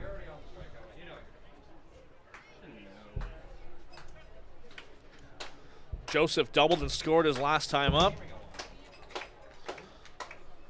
Here's the 3-2. Just missed outside, and it's a leadoff walk for the major slugger, Joseph. Not what you wanted for your first batter coming out of the bullpen. Leadoff walk. We mentioned that's been a problem for Rosario in his short tenure in the CBL.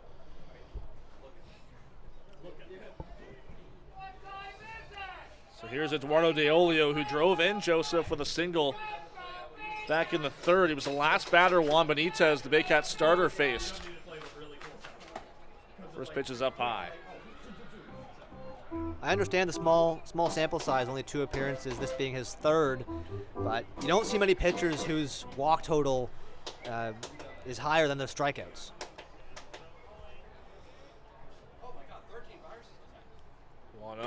Looping curveball in for a strike.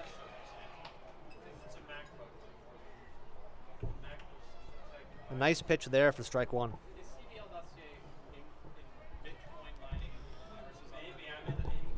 So it seems for Rosario, mostly it's just the command of the fastball, trying to merge that high heat with some location. The throw down to first is in time to get Joseph. What a throw from Wandy Cyprian.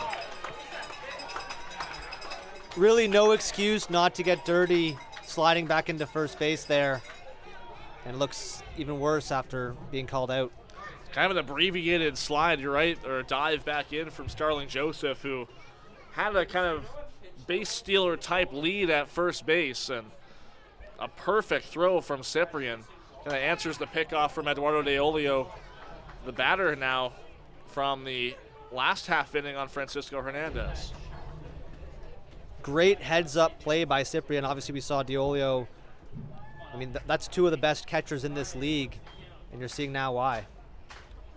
2-2, and it's off. It looks like maybe the back or even the helmet of De Olio. And after a base runner is eliminated, one more reaches on a hit by a pitch for London. Third baseman number 28, David Dreyers. And now that pickoff becomes even more important as you have your 1 out and you're not left with runners on second and first with 0 out. Looks like it was the breaking ball there from Rosario that got away from him. So 1 on, 1 out. David Dreyers will step in. He's 0 for 2. He's the first man to face all 3 pitchers Barrie has put out there so far. And for Rosario, I'm sure he's aware of this, but for a pitcher who struggles with command sometimes, you've got the 7, 8, 9 hitters up. You have to make sure you're just putting the ball in the zone repeatedly here. Obviously, easier said than done. Obviously, it's a low leverage situation. The Baycats down 6, so it's an opportunity for him to just get some valuable innings under his belt at this level. 1-1 pitch. Dreyers pops it up. It's out of play on the left side.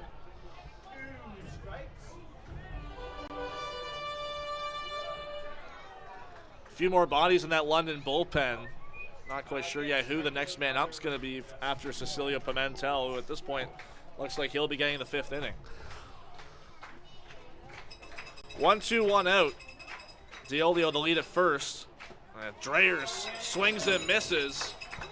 A foul tip into the glove of Cyprian. That's out number 2. First strikeout of the ballgame for Rosario. Left fielder number 11, Jordan Lewis. Rosario really reminds me of former Baycat Cesar Rosado. Maybe it's because their last names are so similar, but big strikeout guy, arm that reaches the upper digits, but struggles with the command a lot. First pitch, a curveball in for a strike on Jordan Lewis. This bottom third of the majors order so far tonight, 0 for 7 with 2 strikeouts. After that one to Dreyers. So it's really been the top 6 batters on their own to put up the offense for London so far, and they're up 6-0. Change up, it looked like it's in the dirt.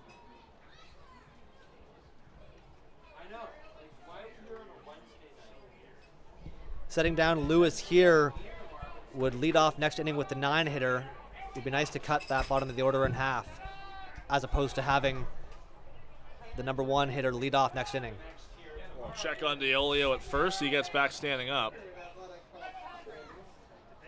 Starting to see now that those runners at first base are starting to get in the heads of everybody on both sides, pitcher and catcher.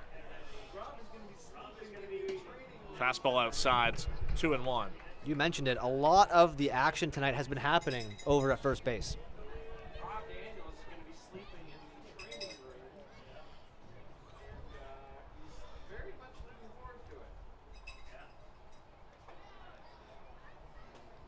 Pitch from Rosario. It's another fastball in the dirt. It gets by Cyprian. And Diolio will move up to second. It's a wild pitch for Rosario.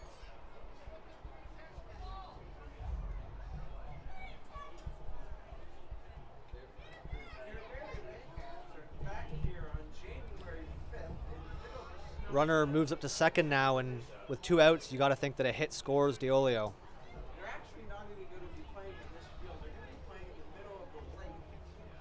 3-1, and that one gets over the plate for a full count now with 2 out.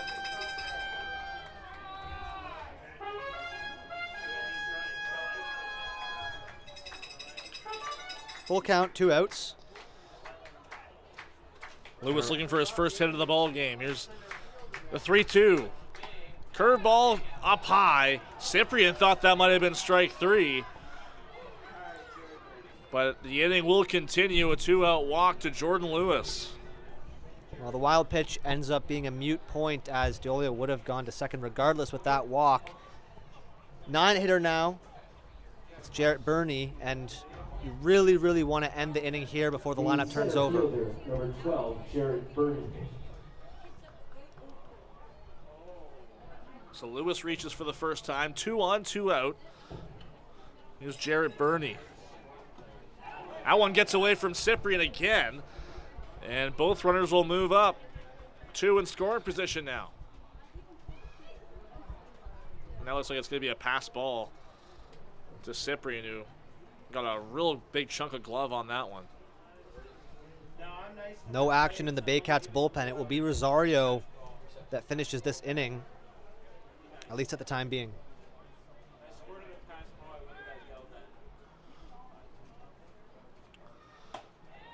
That one gets over 1-1.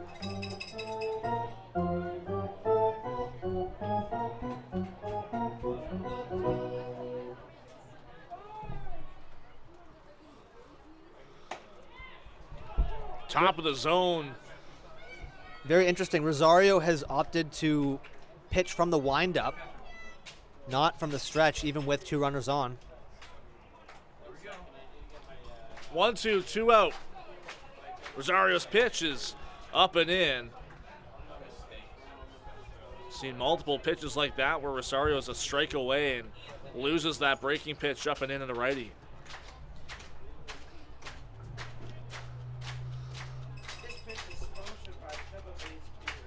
Pitch from Rosario. Fastball called strike 3. 2 strikeouts in the inning for Rosario. He managed to work himself into and out of a jam. The Majors will still hold a 6-0 lead as we're halfway through here in Springwater. Danielle May Real Estate, supporting the Barrie Baycats and ready to help with all of your real estate questions. What is your home worth? Should you sell now or wait? Danielle is dedicated to your success. The next time you think real estate, think Danielle May.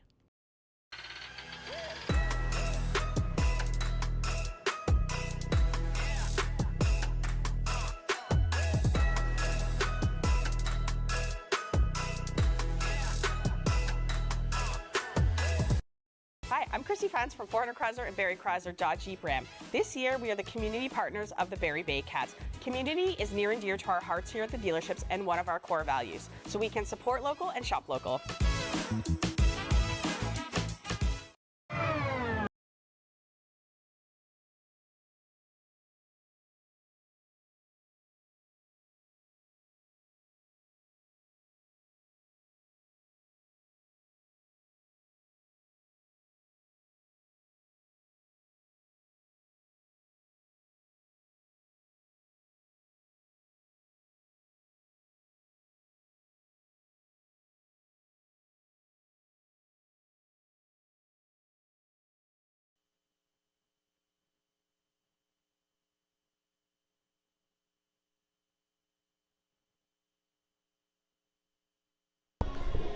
Fifth inning is brought to you by One-Eye Jack Barrie. Bring your same-day Baycats tickets before or after a game and get 10% off of your bill. He's Dylan Quinn. I'm Julius Hearns. The bottom of the 5th inning. Still a 6-0 advantage for the first place London Majors. Clayton Keys will step back into the batter's box to lead things off. He was left kind of stranded at home plate. Francisco Hernandez picked off to end the 4th. Cecilio Pimentel has 77 pitches entering this inning, and likely his last. It's been a decent start for him. He's picked up 5 strikeouts, and they all came in 5 consecutive outs for him between the first and third innings. First pitch to Keys on the ground, broken bat, snagged by David Dreyers, and on the first inning, 1 pitch, 1 out here in the 5th. We've talked about the bullpens of both clubs, and London sits second in the league in relief pitcher ERA. We've talked about it extensively, but as we go further and further into this game, the chances the Baycats are able to put together some runs become slimmer and slimmer. This being the halfway mark, important to have at least a few base runners and bring them in the next few innings. Brandon Hernandez takes the first pitch just high. He struck out his first time up.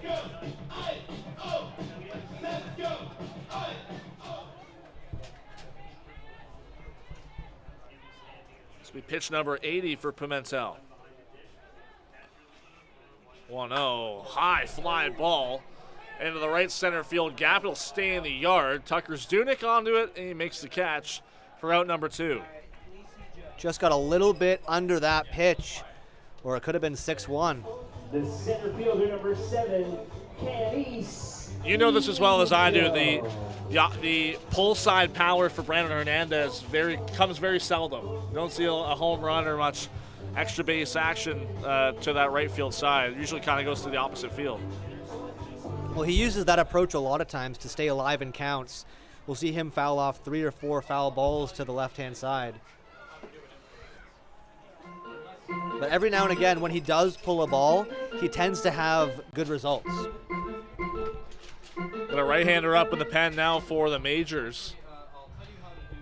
This is now the 3rd time through the order for Barrie against Pimentel. Canis Ejo with a 2-0 advantage now.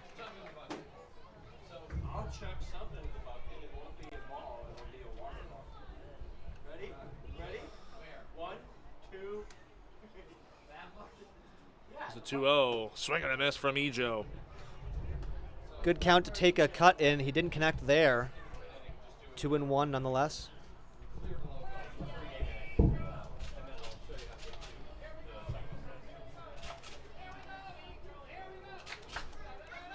Ijo trying to extend this frame for Barrie, who've not put a run up against Pimentel thus far. That one's on the ground. Tough play for Escato, and he stops it, but will not have a shot to get Ijo at first. An infield single to keep things going for Kenice Ijo.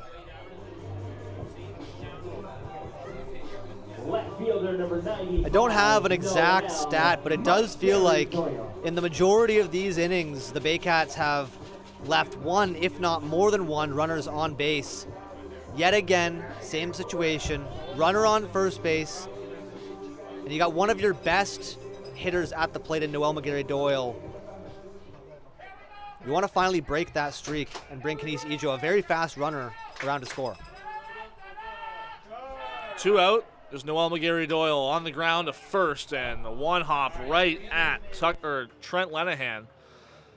And another man left on base for the Barrie Baycats, who are sitting in a 6-0 hole against the first place London Majors. We're on to the 6th inning here at Athletic Culture Stadium.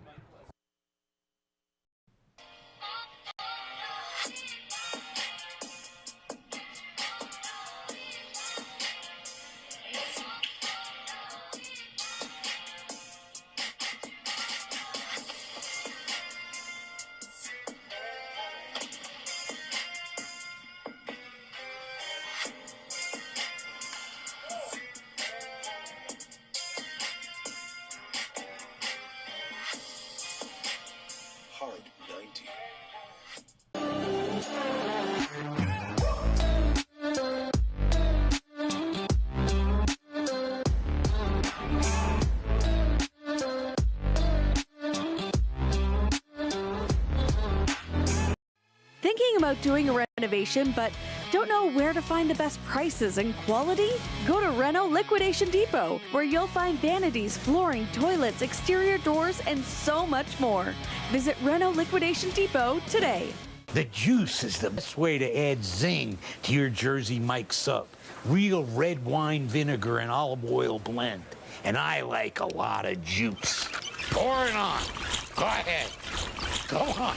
I can take it. Step up to the plate at Park Place. The latest fashion, delicious dining, exciting entertainment. Hungry after the game? Stop by one of their patios or grab a sweet treat for a grand slam of flavors to satisfy every craving.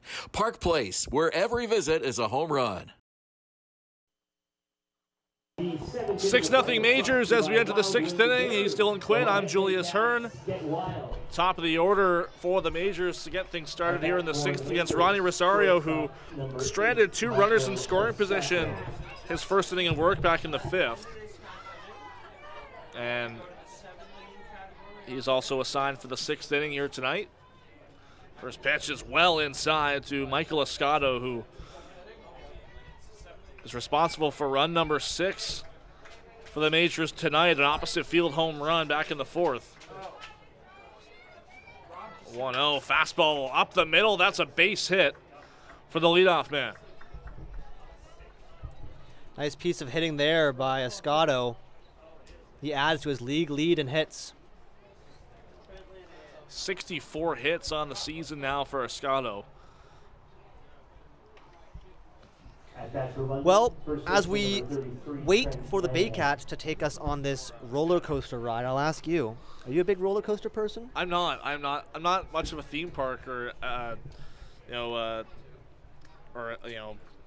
what's the word I'm looking for? Thrill ride. I'm not a thrill seeker really. I'm the person that likes heights, but not when I feel like I'm vulnerable.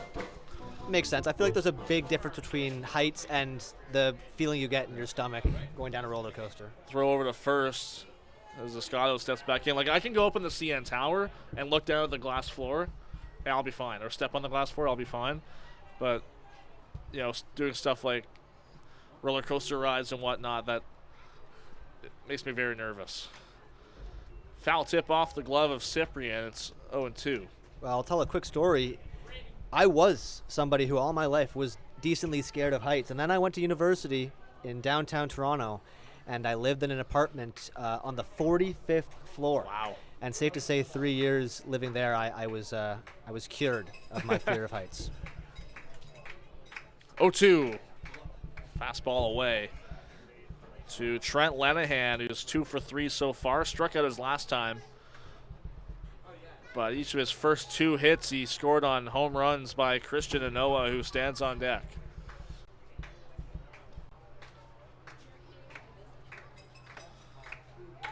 Scotto on the move, a little ground ball to third, and it's called foul.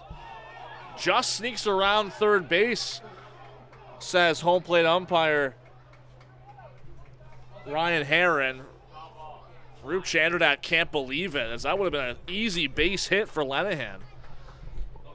But he'll have to stand back at home plate. That definitely, from up here, it looked like a fair ball.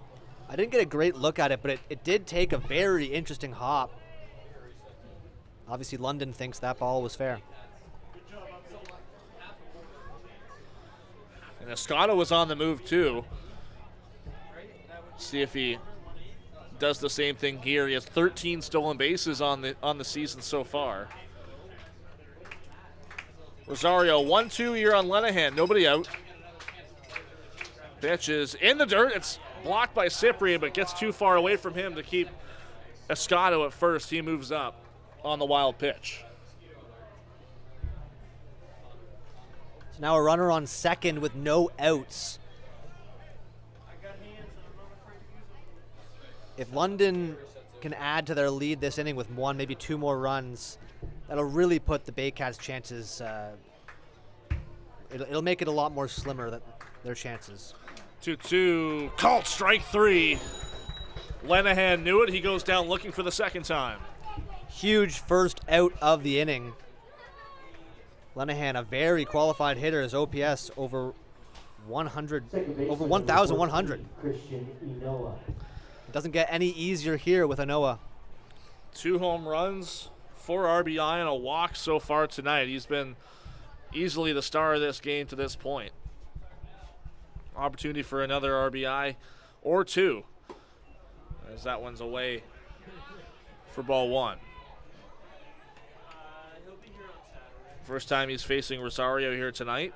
Both of his home runs came off of Juan Benitez.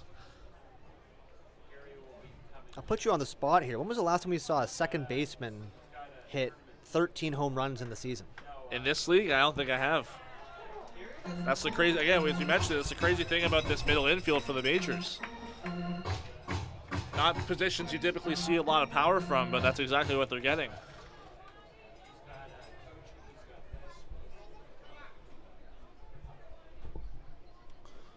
One on the ground off the end of the bat, foul. With the Baycats, you could even consider Francisco Hernandez an above-average power hitter for the second base position, but he's not even at double digits yet for his home run total. And his OPS below league average.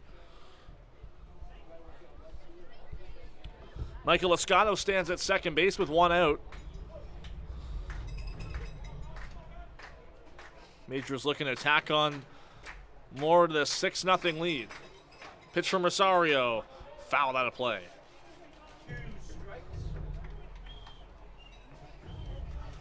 Anoa entered this game with a 14-game on-base streak. He's obviously extended that tonight. Longest set streak on the team.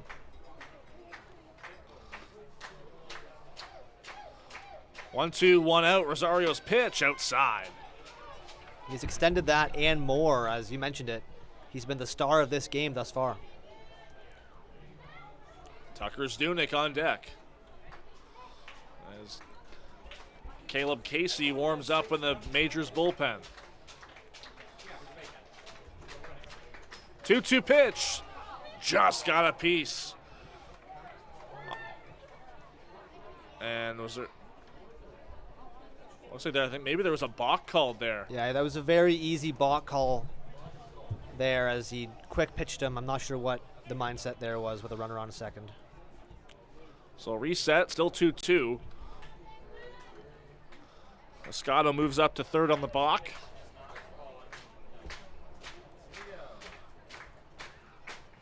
Pitch from Rosario. Swing and a miss. Anoa goes down swinging on a slider. 2 out now here in the 6th. The right fielder, number 27, Tucker Zdunek. Very uncharacteristic strikeout from Manoa tonight. Has more. Think about how many times we've seen this in our years in this league. More walks than strikeouts is a total that doesn't happen very often. Doesn't happen very often. Only 4 hitters had it last year among those who were qualified.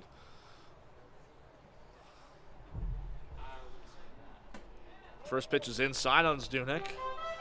Back-to-back strikeouts now for Rosario. Got Lenahan looking, and then Manoa with the slider there. And the most dangerous part of this London lineup thus far. Zdunek is 0 for 3, looking for his first hit. And it's 2-0. No question, the most dangerous part, as you mentioned. The top 6 hitters for the majors, really no easy at-bats there if you're a pitcher.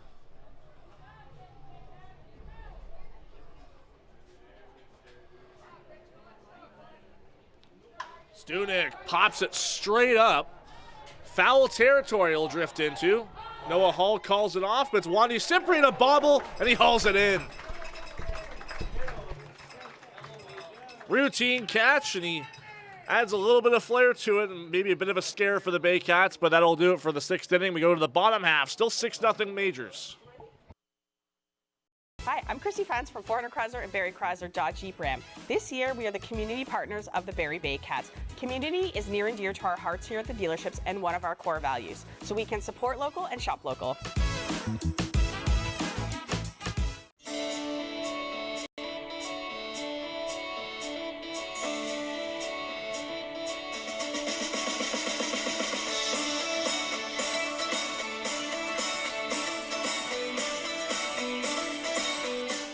Join Team BKGC. Inside 17,000 square feet of dedicated gymnastic space, athletes of every age and level come together. Whether you're just starting out or building advanced skills, there's a place for you here. BKGC, building confidence, community, and champions since 1965. Visit Alliance Billiards and Sports in the northeast end of Barrie. A fun, friendly family environment offering pool, darts, karaoke, and live entertainment. Enjoy a large variety of delicious food and drinks on the patio. You'll come as a stranger and leave as a friend.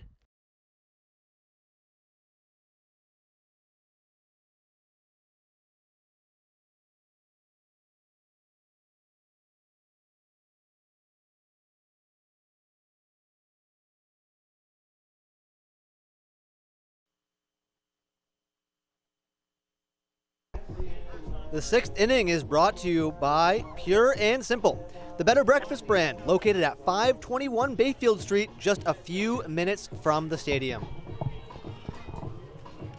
London Majors have gone into their bullpen for the first time here in the 6th inning, and the first man out is Caleb Casey. Casey, another major who is a native of out west, he from Delta, British Columbia. The 24-year-old rookie brings into this game a 5.06 ERA. Played his college ball at Queen's University in New York, Division II program. And he'll get 3, 4, 5 in the Baycats order to start things off. 12 outs standing in the way of another London Majors win over the Barrie Baycats. We've said that a lot this year. First pitch is bunted on the first base line. It'll be a tough play for Lenahan, but he makes the tag on Cyprien. 1 pitch, 1 out there for Casey. Not a bad idea, but a little bit too much power behind that bunt. That bunt's not going to win you any bunt derbies, I don't think. No, definitely put a little bit too much on it. First pitch fastball there from Casey, who comes in with a 1-0 record as well. This is his 15th appearance of the year. He's gone through 16 innings. He struck out 15, he's walked 10.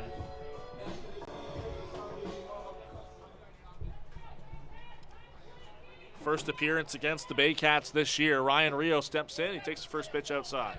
We mentioned the strong London Majors bullpen. Casey, a big part of that. Yeah, London relief pitching ERA 4.82, that's 3rd in the league. It's one category the Baycats actually have an advantage over London. They're first in that category, 3.83. Back-to-back lefties here with Rio and Nolan Macabrota on deck. Righty-lefty matchup could yield positive results for the Baycats. Another arm is up from London already, as Rio takes a strike, 2-2. There's another right-hander as well in that London bullpen. 2-2-1 out. Here's the pitch. Rio skies it out to left field. Long run for Lewis, and he makes a diving catch. Had to cover a lot of ground there. Shifted to the right. Great play out there in left field. Robs a base hit from Ryan Rio. And Caleb Casey obviously thankful for that extraordinary effort. The outfield was shifted quite a bit toward that right side for the lefty Rio. And very similar again here with Nolan Macabrota stepping in. First pitch just misses. Well, that's another area that the majors have the advantage over the Baycats is fielding in general. The Baycats towards the bottom in errors, majors towards the top in third. Yeah, that's the same case in fielding percentage. The same ranks in terms of the league, those 9 teams, and it's been kind of that case throughout the entire year. The defense has improved for Barrie for the most part in the last 3 weeks or so, but really the beginning of the season, which cost them a few games. That's really the outlier, in my opinion, for stats. As not an outlier per se, or the one stat that stands out as the Baycats are second in having the most errors, whereas the top 3, Hamilton, Welland, London, Guelph being 5th, those are the top 4 of the top 5 teams in the league. So Barrie the odd one out there towards the bottom. You could argue that the Baycats have had defense take away maybe 5, maybe 6 of their losses, or turn those losses from wins. And 1, maybe 2 of them were against London. I would definitely agree with you on that, as obviously the error isn't the only reason the Baycats are losing, but that did set the tone early in the first inning to where London really took control of this game. Baycats have 1 error in this game, but it didn't really cost them. 3-2 on Macabrota. He stays alive, fouls it back to the screen.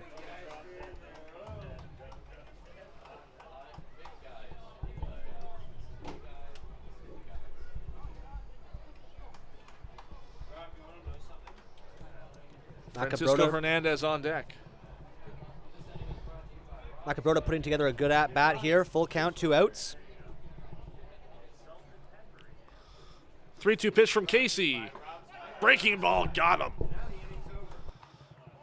Fooled Macabrota there with a curveball. It's a 1-2-3 frame for the London bullpen. We go to the 7th inning, 6-0 Majors.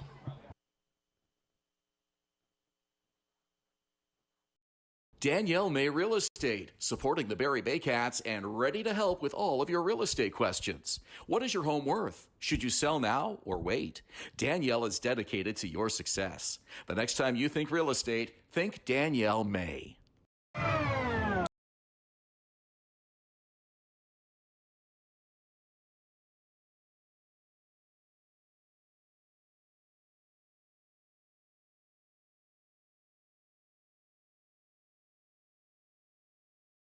Place, the latest fashion, delicious dining, exciting entertainment. Hungry after the game? Stop by one of their patios or grab a sweet treat for a grand slam of flavors to satisfy every craving. Park Place, where every visit is a home run.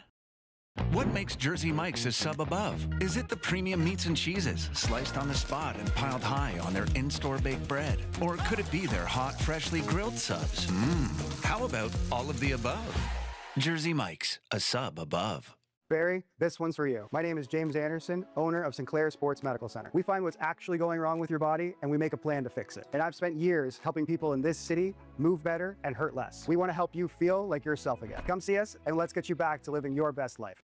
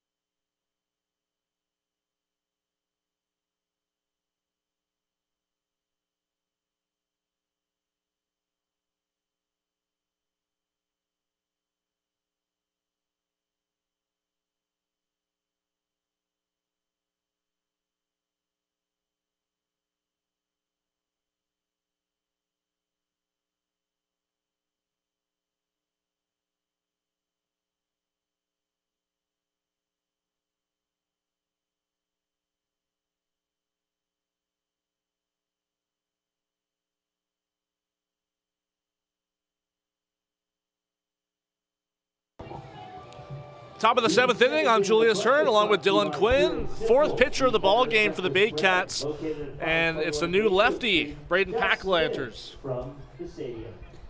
He'll face Starling Joseph, the DH. Pakala in his 3rd year in the CBL, 22-year-old. He's brought in a .450 ERA. Still below league average, as we've discussed tonight.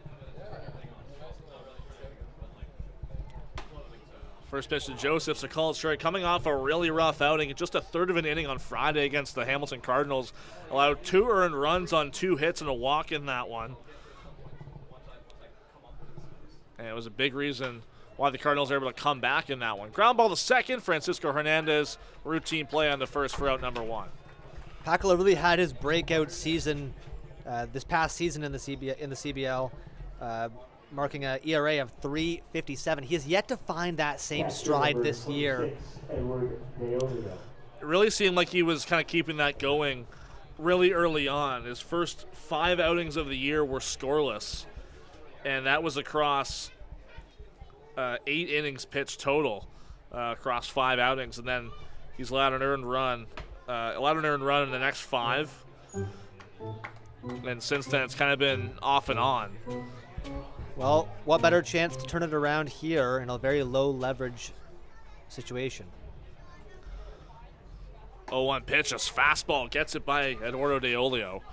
It really seemed like last year Pakala had found his role, found his groove. He was coming in a lot after Frank Garces, after his starts with Josh Matlow, the Baycats manager, keeping the left-hander out there after the left-handed starter as he spikes that one.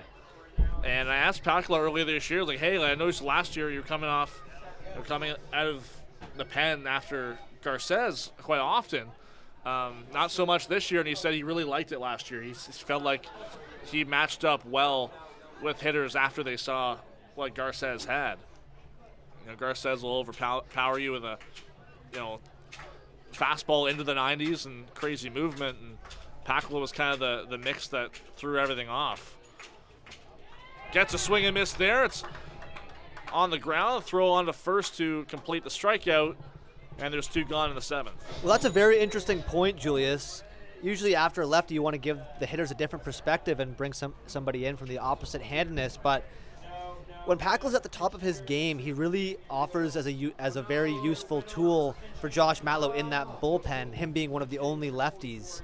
The only lefty this year, I believe. Pitch hitter for the Majors is Xavier Whittle. First baseman coming off the bench for David Dreyers, who went 0 for 3. Pakala's first pitch is in there for a strike.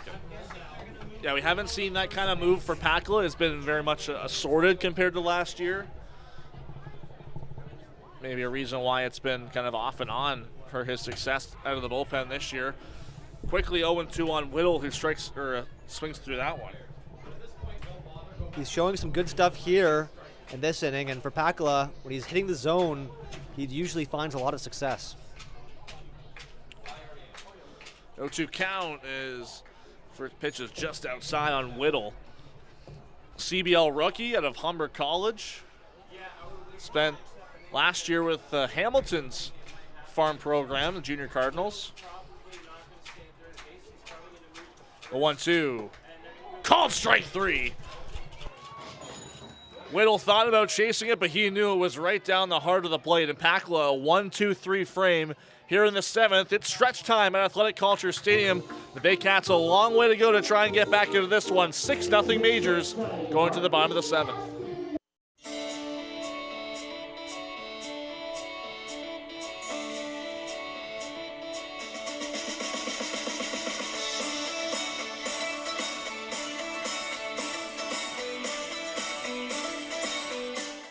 Danielle May Real Estate, supporting the Barrie Baycats and ready to help with all of your real estate questions. What is your home worth? Should you sell now or wait?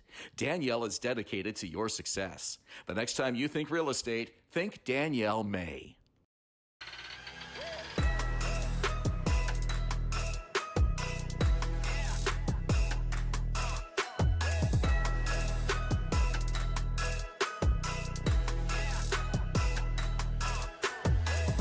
Hi, I'm Chrissy Fans from 400 Chrysler and Barrie Chrysler Dodge Jeep Ram. This year, we are the community partners of the Barrie Baycats. Community is near and dear to our hearts here at the dealerships and one of our core values, so we can support local and shop local.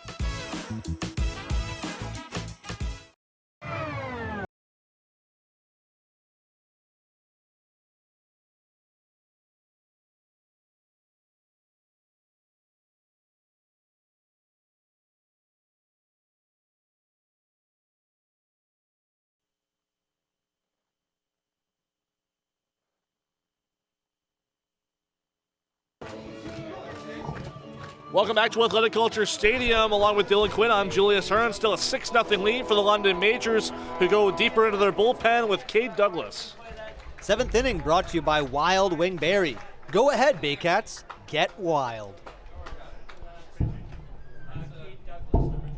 Douglas into the ball game as the third pitcher for the Majors, second out of the bullpen. As I'll see a couple other defensive changes. Xavier Whittle came into the game for David Dreyers. He comes in at first base. That moves Trent Lenahan over to third. Dylan, you have more on Cade Douglas. Douglas offers the same pitch mix as London starter Pimentel.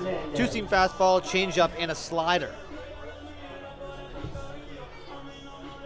Well, he'll face Francisco Hernandez to start off this 7th inning. And a long way to go for the Baycats to climb back into this one. I mentioned earlier, yet to win against the Majors this year. Both the first game at home, at least in this ballpark, was a blowout in favor of the Majors, and this one a smaller advantage, but still more crooked than the Baycats would have hoped.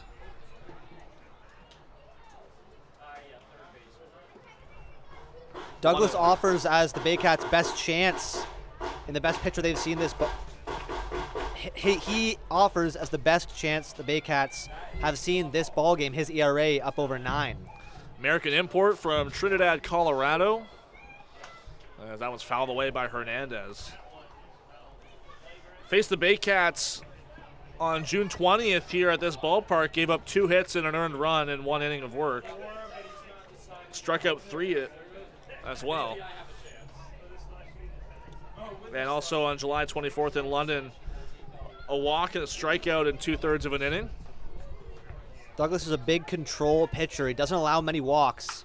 That was lined well out of the ballpark, but well foul.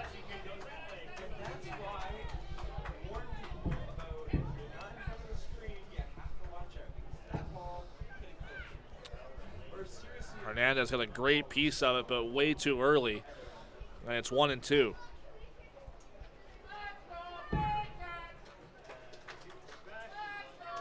Pitch from Douglas. In the dirt, 2-2.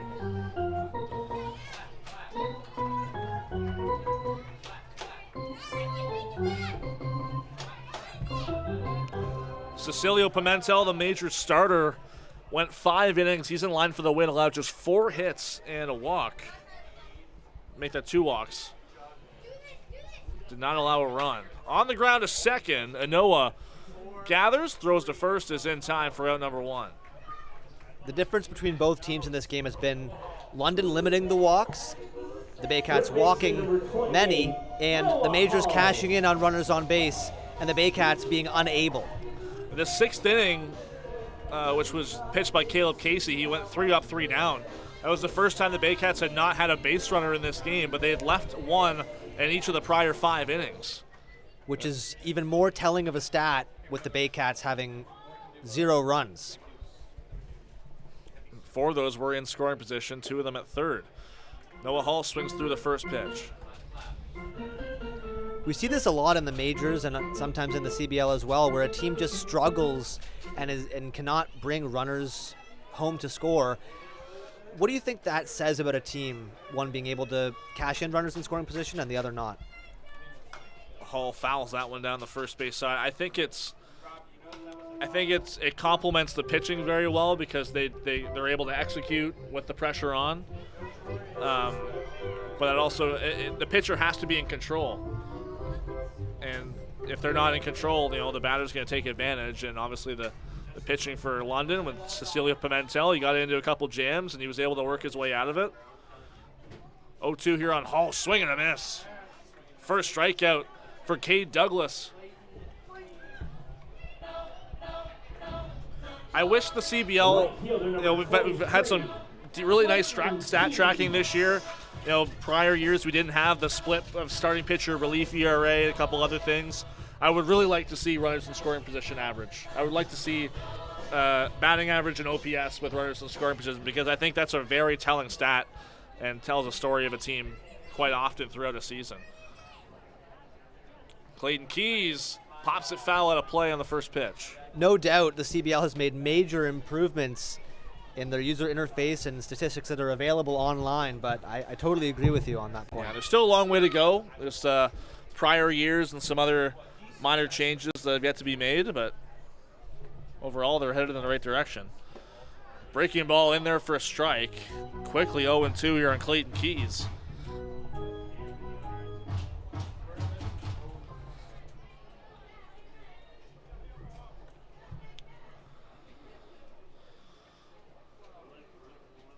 Yo-2 just got a piece, the Keys. He stays alive. Douglas, a guy who keeps the ball around the zone.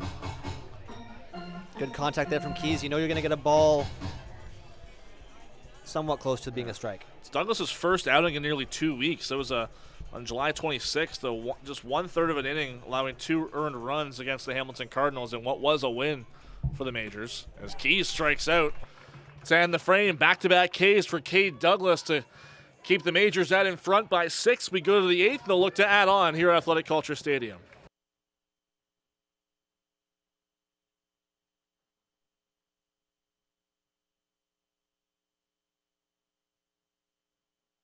Step up to the plate at Park Place. The latest fashion, delicious dining, exciting entertainment. Hungry after the game? Stop by one of their patios or grab a sweet treat for a grand slam of flavors to satisfy every craving. Park Place, where every visit is a home run.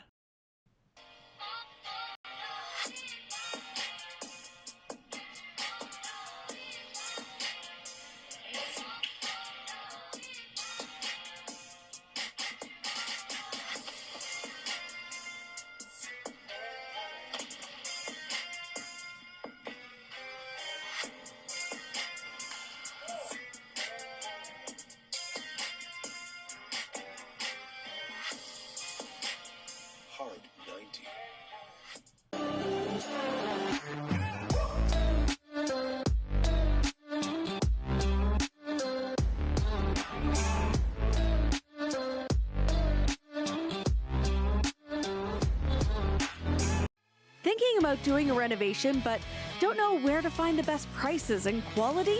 Go to Reno Liquidation Depot, where you'll find vanities, flooring, toilets, exterior doors, and so much more. Visit Reno Liquidation Depot today.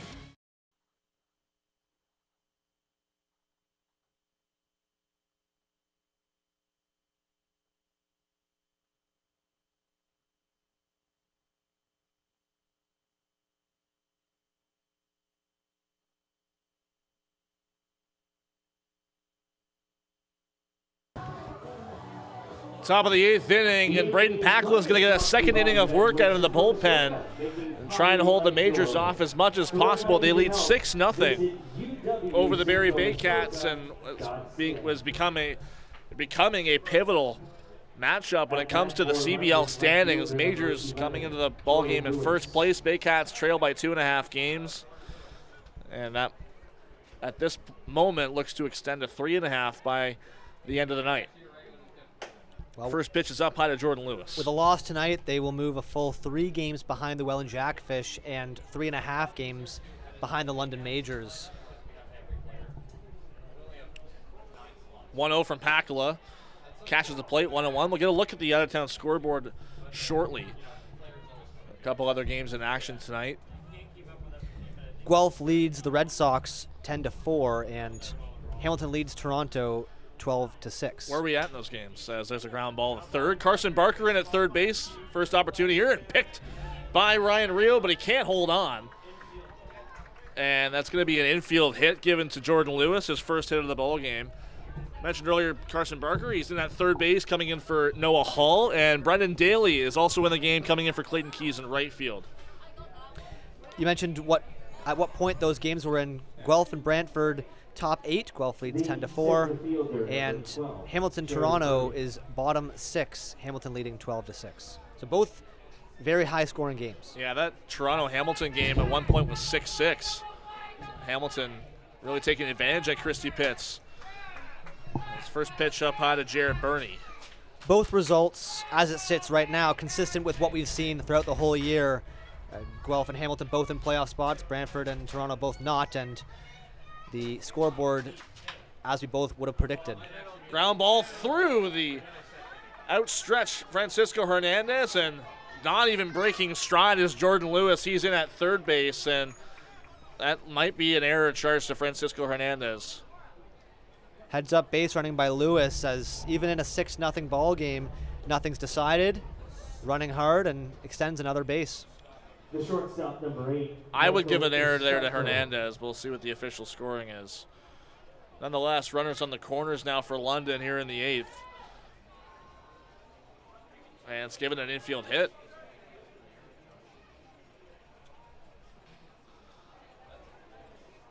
So 10 hits on the game now for the Majors. And back to the top of the order, it's Michael Escato. Escato looks to possibly extend his league lead in hits, as he has been a force in the leadoff spot for the Majors this season. Breaking ball just misses. It's 2-0. Escato started the game 0 for 2, but then homered and had a single in the 6th.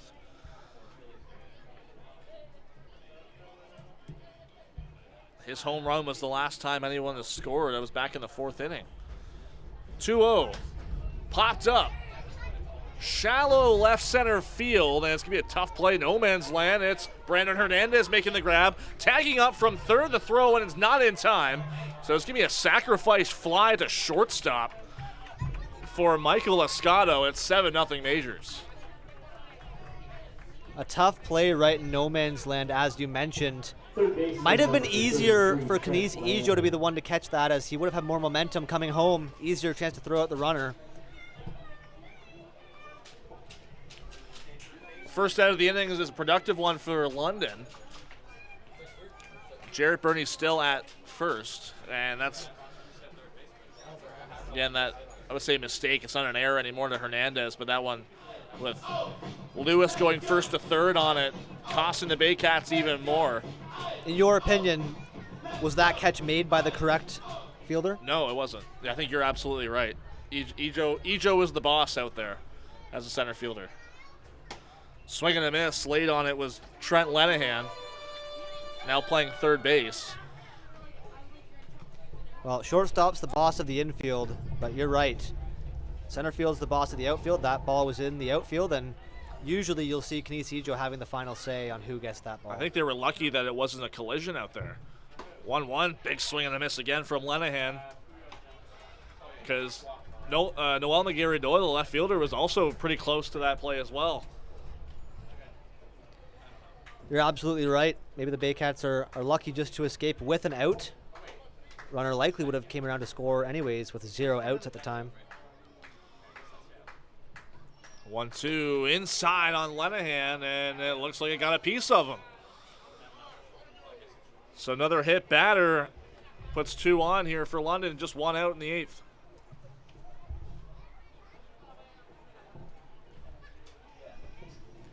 Inoa looking for a hat trick of home runs tonight. Already has 2.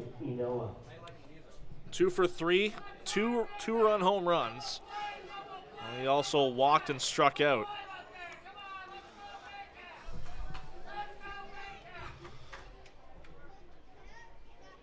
Pitch from Pakula right over the heart of the plate for strike 1.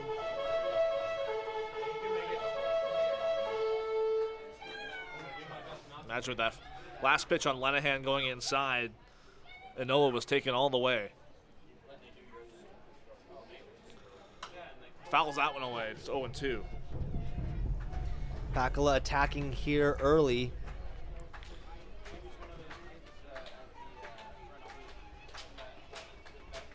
Has Inoa in a 2-strike count. Double play is in order. Pakula needs a ground ball first.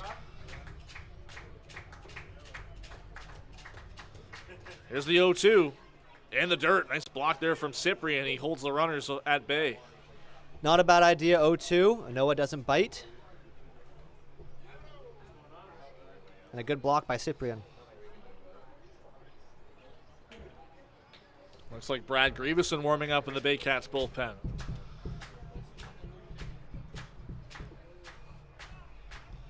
One, two, one out. 2 on for the Majors. Pitch to Anoa. Drives that one out to left field, but it's right at Noel McGarry Doyle who makes the catch. A hard line out for out number 2. Very hard hit ball indeed. The launch angle was a little bit higher. Could have been looking at a 10-0 ball game. Definitely had the makings of another home run cut, at least from Christian Anoa. So a nice recovery after having 2 runners on base, albeit one of them came home to score. 2 outs and 1 away from getting out of the inning is Braden Pakala. Tucker Zdunek 0 for 4, still looking for his first hit. Maybe his last chance to do so. Takes first pitch just on the outside part of the plate. Might be as far away from the left-hander as it gets.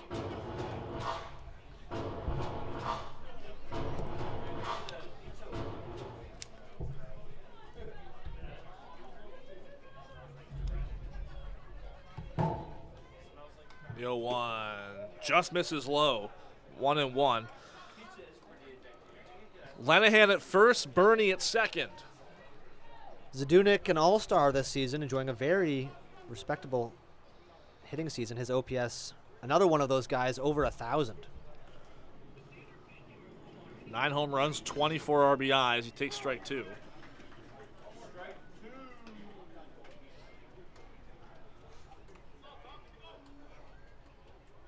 Trying to put an exclamation point on tonight's effort for London. Pakala, strike away. Here's the pitch. Swing and a miss.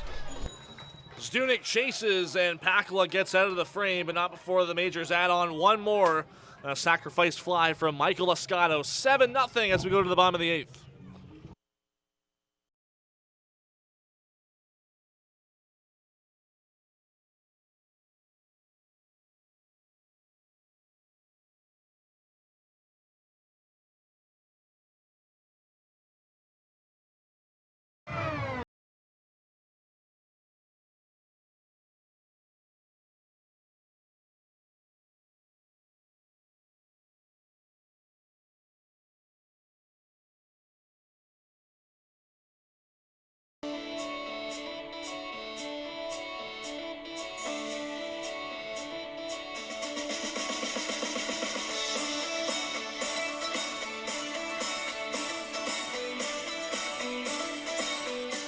Join Team BKGC. Inside 17,000 square feet of dedicated gymnastic space, athletes of every age and level come together. Whether you're just starting out or building advanced skills, there's a place for you here. BKGC, building confidence, community, and champions since 1965. Visit Alliance Billiards and Sports in the northeast end of Barrie. A fun, friendly family environment offering pool, darts, karaoke, and live entertainment. Enjoy a large variety of delicious food and drinks on the patio. You'll come as a stranger and leave as a friend.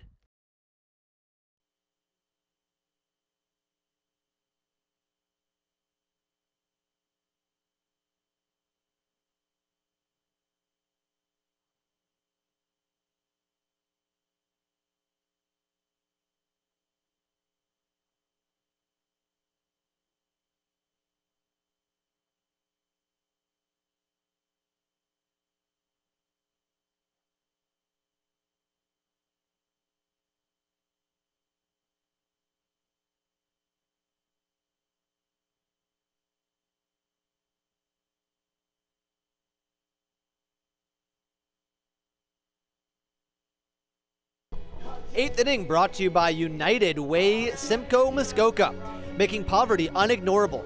To learn how you can help, you can visit uwsimcoemuskoka.ca.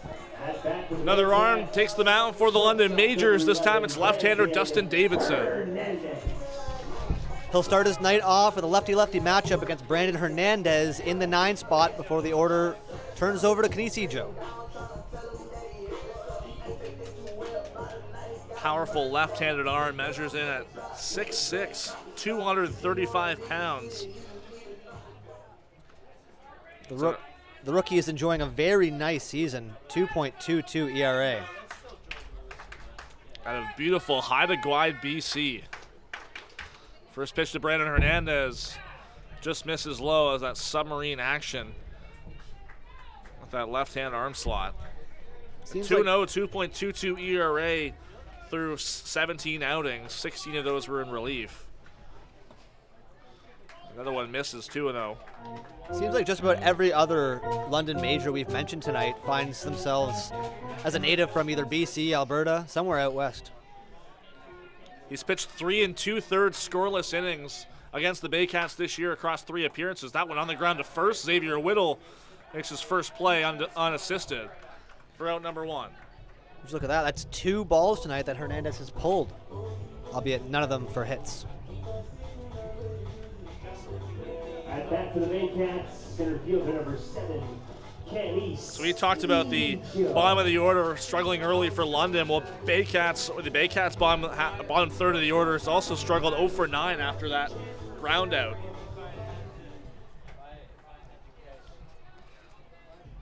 Fourth time through the Baycats order, Canisijo. First pitch from Davidson just misses outside. And you see how kind of turned towards second base he is on that rubber.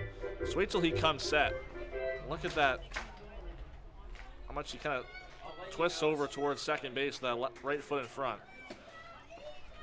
Just misses again, 2-0. I didn't quite notice it until you made mention of it right there, Julius, but you're right. It's almost like that, you know how Johnny Cueto in the majors would kind of spin towards second base, getting every little bit of velocity on it. Might be a similar case here with Davidson. 2-0. That one's lined right at Christian Anoa at second base. And quick 2 outs here for Dustin Davidson. Well, as a left-handed hitter approaches the plate here, Noel McGarry Doyle, that's got to make it so difficult. I mean, that release point, him throwing submarine sidearm, whatever you want to call it, that release point is almost behind you as a batter, as a left-handed batter.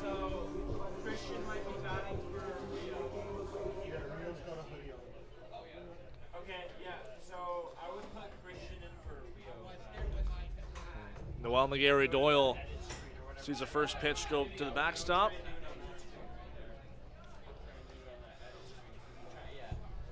McGarry Doyle 1 for 2 so far today. Couple stolen bases.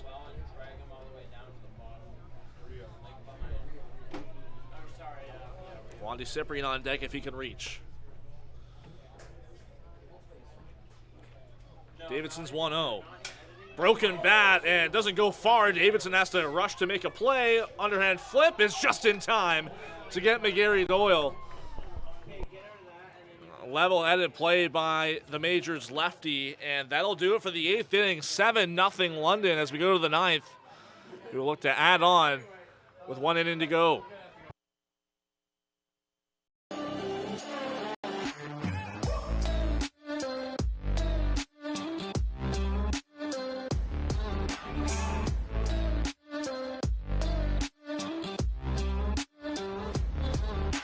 Step up to the plate at Park Place. The latest fashion, delicious dining, exciting entertainment. Hungry after the game? Stop by one of their patios or grab a sweet treat for a grand slam of flavors to satisfy every craving. Park Place, where every visit is a home run.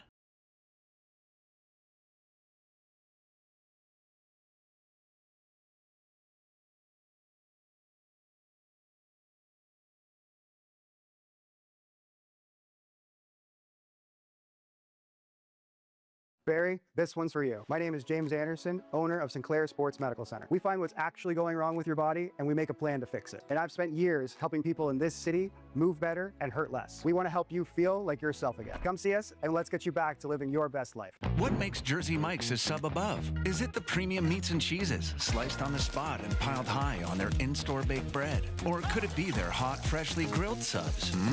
How about all of the above? Jersey Mike's, a sub above.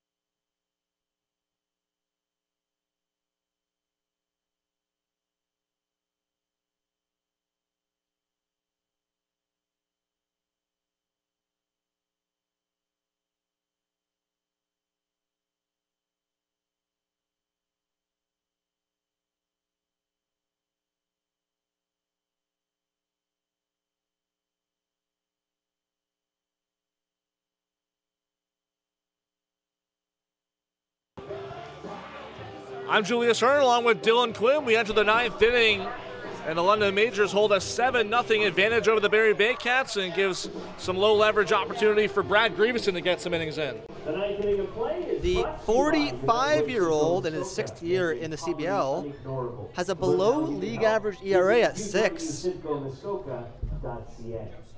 Not an overpowering guy, but keeps it around the zone and has a devastating changeup.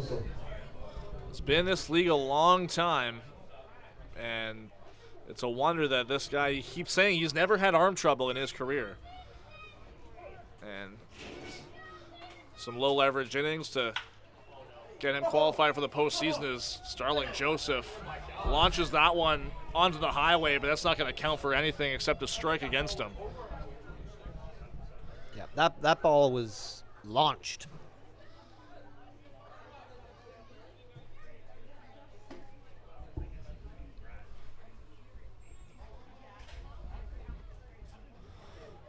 Oh, 1 from Grieveson to Joseph, and just misses outside. Pretty good change up there from Grieveson, just missed the zone. Joseph, DeOlio, and Xavier Whittle here in the 9th inning. Catches the zone for strike 2. Well, Grieveson doesn't get a lot of strikeouts. Relies on groundouts, flyouts, but he also doesn't walk many batters. He's very much a control pitcher. Yeah, very often it's if that changeup is working for him, that'll define his outing. Here's the 1-2. Just off the end of the bat from Joseph. He stays alive. Like another good change up there.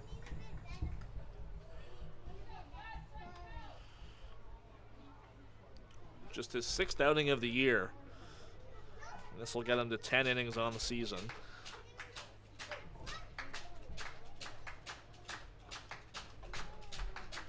First time facing the majors this year, and he strikes out Joseph to begin his outing. Safe to say Joseph was fooled there. And you saw the change up there from Grieveson. I asked him one time to show me how he holds it. He holds it with the circle change grip, and he really has his entire hand over the ball. I don't know how he releases it. Obviously, you want to keep more of your hand on the ball when you throw a changeup, but his is a very interesting grip. There's a soft liner. It's over the head of Brandon Hernandez into left field. And Noel McGarry-Doyle bobbles it a little bit, but DeOlio not taking a turn towards second, so 1-out knock for him. Number 44, Xavier Whittle. Looked like that one might have been within the reach of Brandon Hernandez, but it got into left field nonetheless. Looked like he might have mistimed the jump there, but I agree with you. So Xavier Whittle struck out his last time. Takes first pitch strike. That strikeout was against Braden Pakala back in the 7th.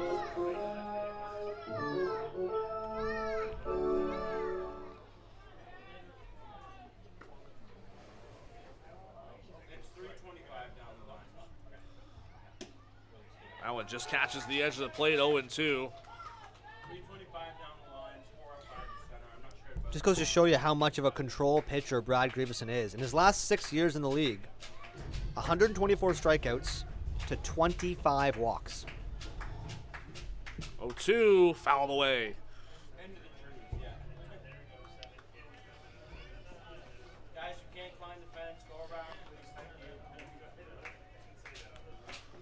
Whittle hitting .310 on the season, and now in his first 23 games heading into tonight.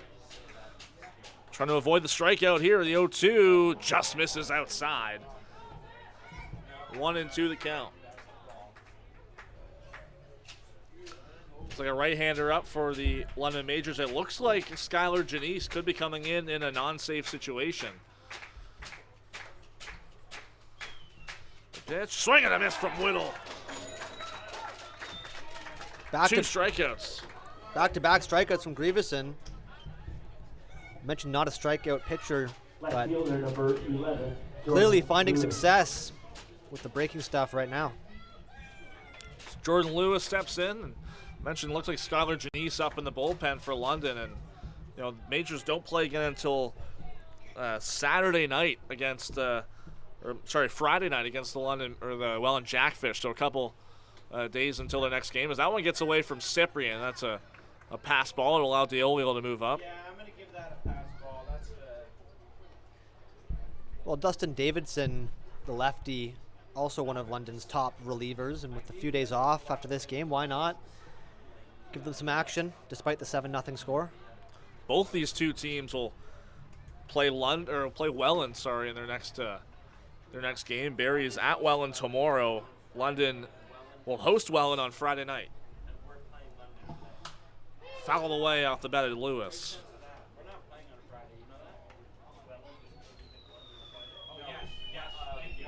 If I didn't mention before, Christian Puyol-Genesar came in defensively for Ryan Rio at first base, and he'll have a chance to get an at-bat in the bottom of the 9th inning.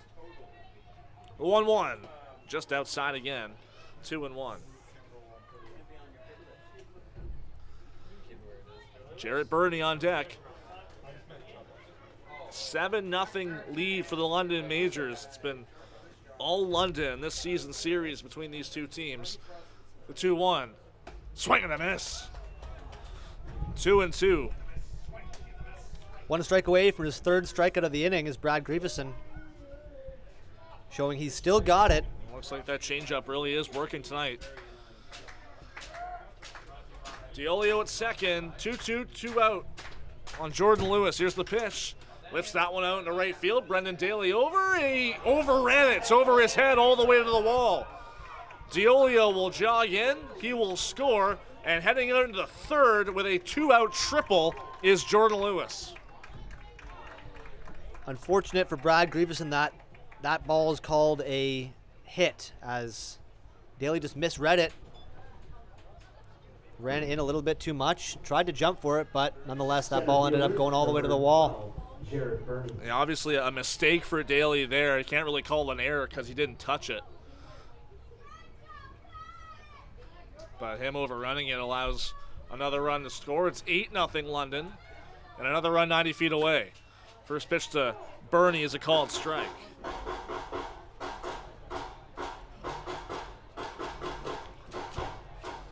Will Michael Escato get another opportunity here? Let's see if Burney can make something happen. He takes that one low.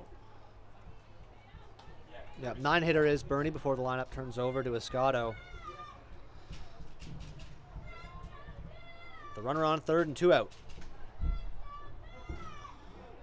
As for Grieveson, it's popped straight up. Wandy Cyprian is the first on it. Foul ground. He makes the catch just in front of the Baycats dugout. And that'll end the top of the 9th inning. Another one crosses for the Majors. They lead 8-0 with the Baycats 3 outs to play with to try and claw back.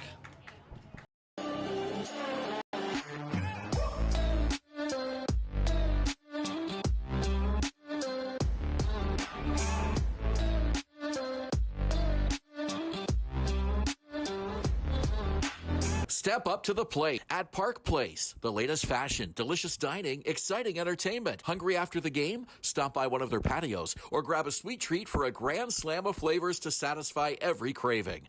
Park Place, where every visit is a home run.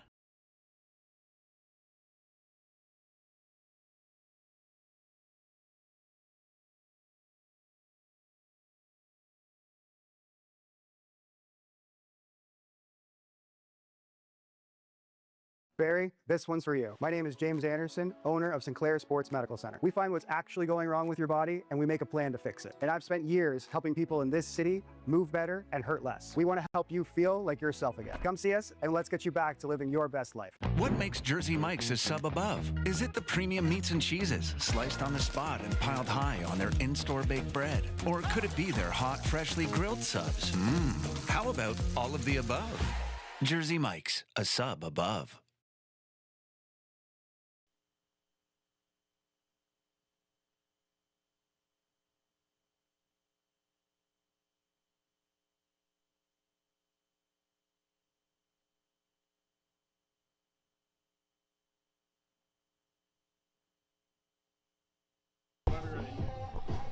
The ninth inning is brought to you by United Way Simcoe Muskoka, making poverty unignorable. To learn how you can help, you can visit uwsimcoemuskoka.ca. He's Dylan Quinn. I'm Julius Hearn. Not a safe situation, but an opportunity to add another inning to his stat line for the season. Skylar Janice enters the ballgame for London.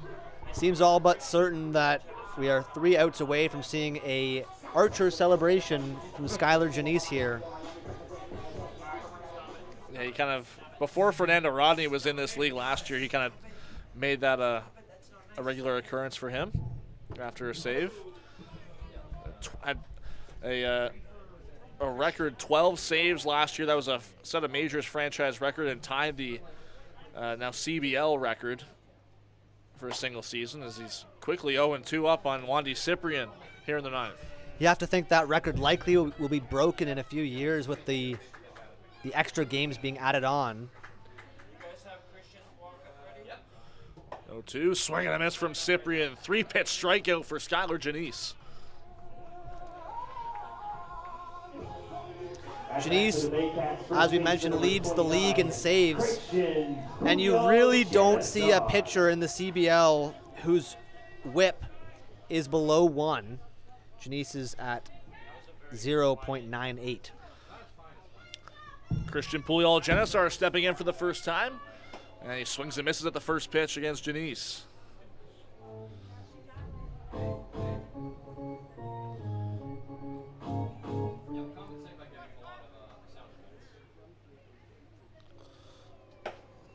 Up high, Puyol-Genesar came in defensively last inning for Ryan Rio at first base. He did have a helmet and batting gloves on ready to go if he were to come up last inning. It was in the hole, but the inning ended with Noel McGarry Doyle. Spiked in, it's 2-1. I would love to know what the story is for the London Majors behind the yellow accessories. Obviously, yellow not part of their color scheme, but Janice, the yellow cleats, and a number of the Majors hitters have yellow batting gloves. Yeah, Janice has worn those cleats for a few years. I think he had them at the All-Star game last year, too, and it definitely stands out. And I think that's that might be the whole purpose. Yeah, we did see it with the batting gloves on. I think it was Michael Escato tonight as well. Diolio has had them for quite a while. Yeah, Diolio has the yellow sleeves too, and even on the screen right there, you can see it. You kind of stand out even in the darkness here. Full count on Puyol-Genesar. Inside, he works a walk. The sleeves for Diolio are a little bit faded, obviously from spending so much time catching a lot of dirt and probably a lot of times in the washing machine. But those cleats for Janice, you mentioned it, stand out. Those are bright red. I imagine he has to clean those probably after every game. If I'm not mistaken, I think Janice is a sneaker collector. I could be wrong. I've only spoken to him a few times, but every conversation I've had with him has been really, really gracious and friendly. Nolan Macabrodo takes the first pitch, breaking ball for a strike. Puyol Genesar not being held on by Xavier Whittle at first base, so they might give him second base uncontested here with one out. Pitch from Janice, swing and a miss from Macabrota. It's 0-2. Two good breaking balls from Janice. Macabrota out in front.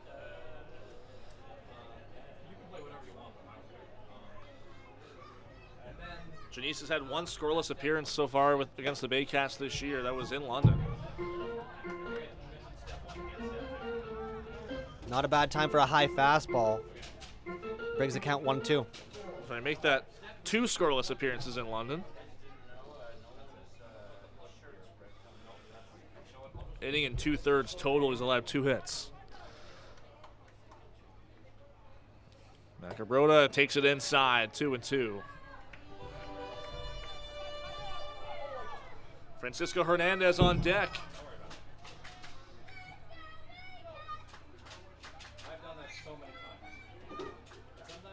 The infield shifted over pretty far to the right on Macabrota, lefty. Pitch, swing and a miss. Foul tip into the glove. And that'll do it for Macabrota. 2 down here in the bottom of the 9th. Second baseman number 0. That brings the Baycats 1 out away from falling 8-0 to the London Majors tonight. Not a successful birthday for Nolan Macabrota, 0 for 4 with 3 strikeouts. And the last chance for the Baycats to be Francisco Hernandez. Takes first pitch upstairs. Not a good night and definitely not a good birthday. 0 for. Hernandez 1 for 2 so far with a walk. Here's the 1-0. Just catches the outside part. It's 1-1. Carson Barker on deck. It would be his first plate appearance should Hernandez reach.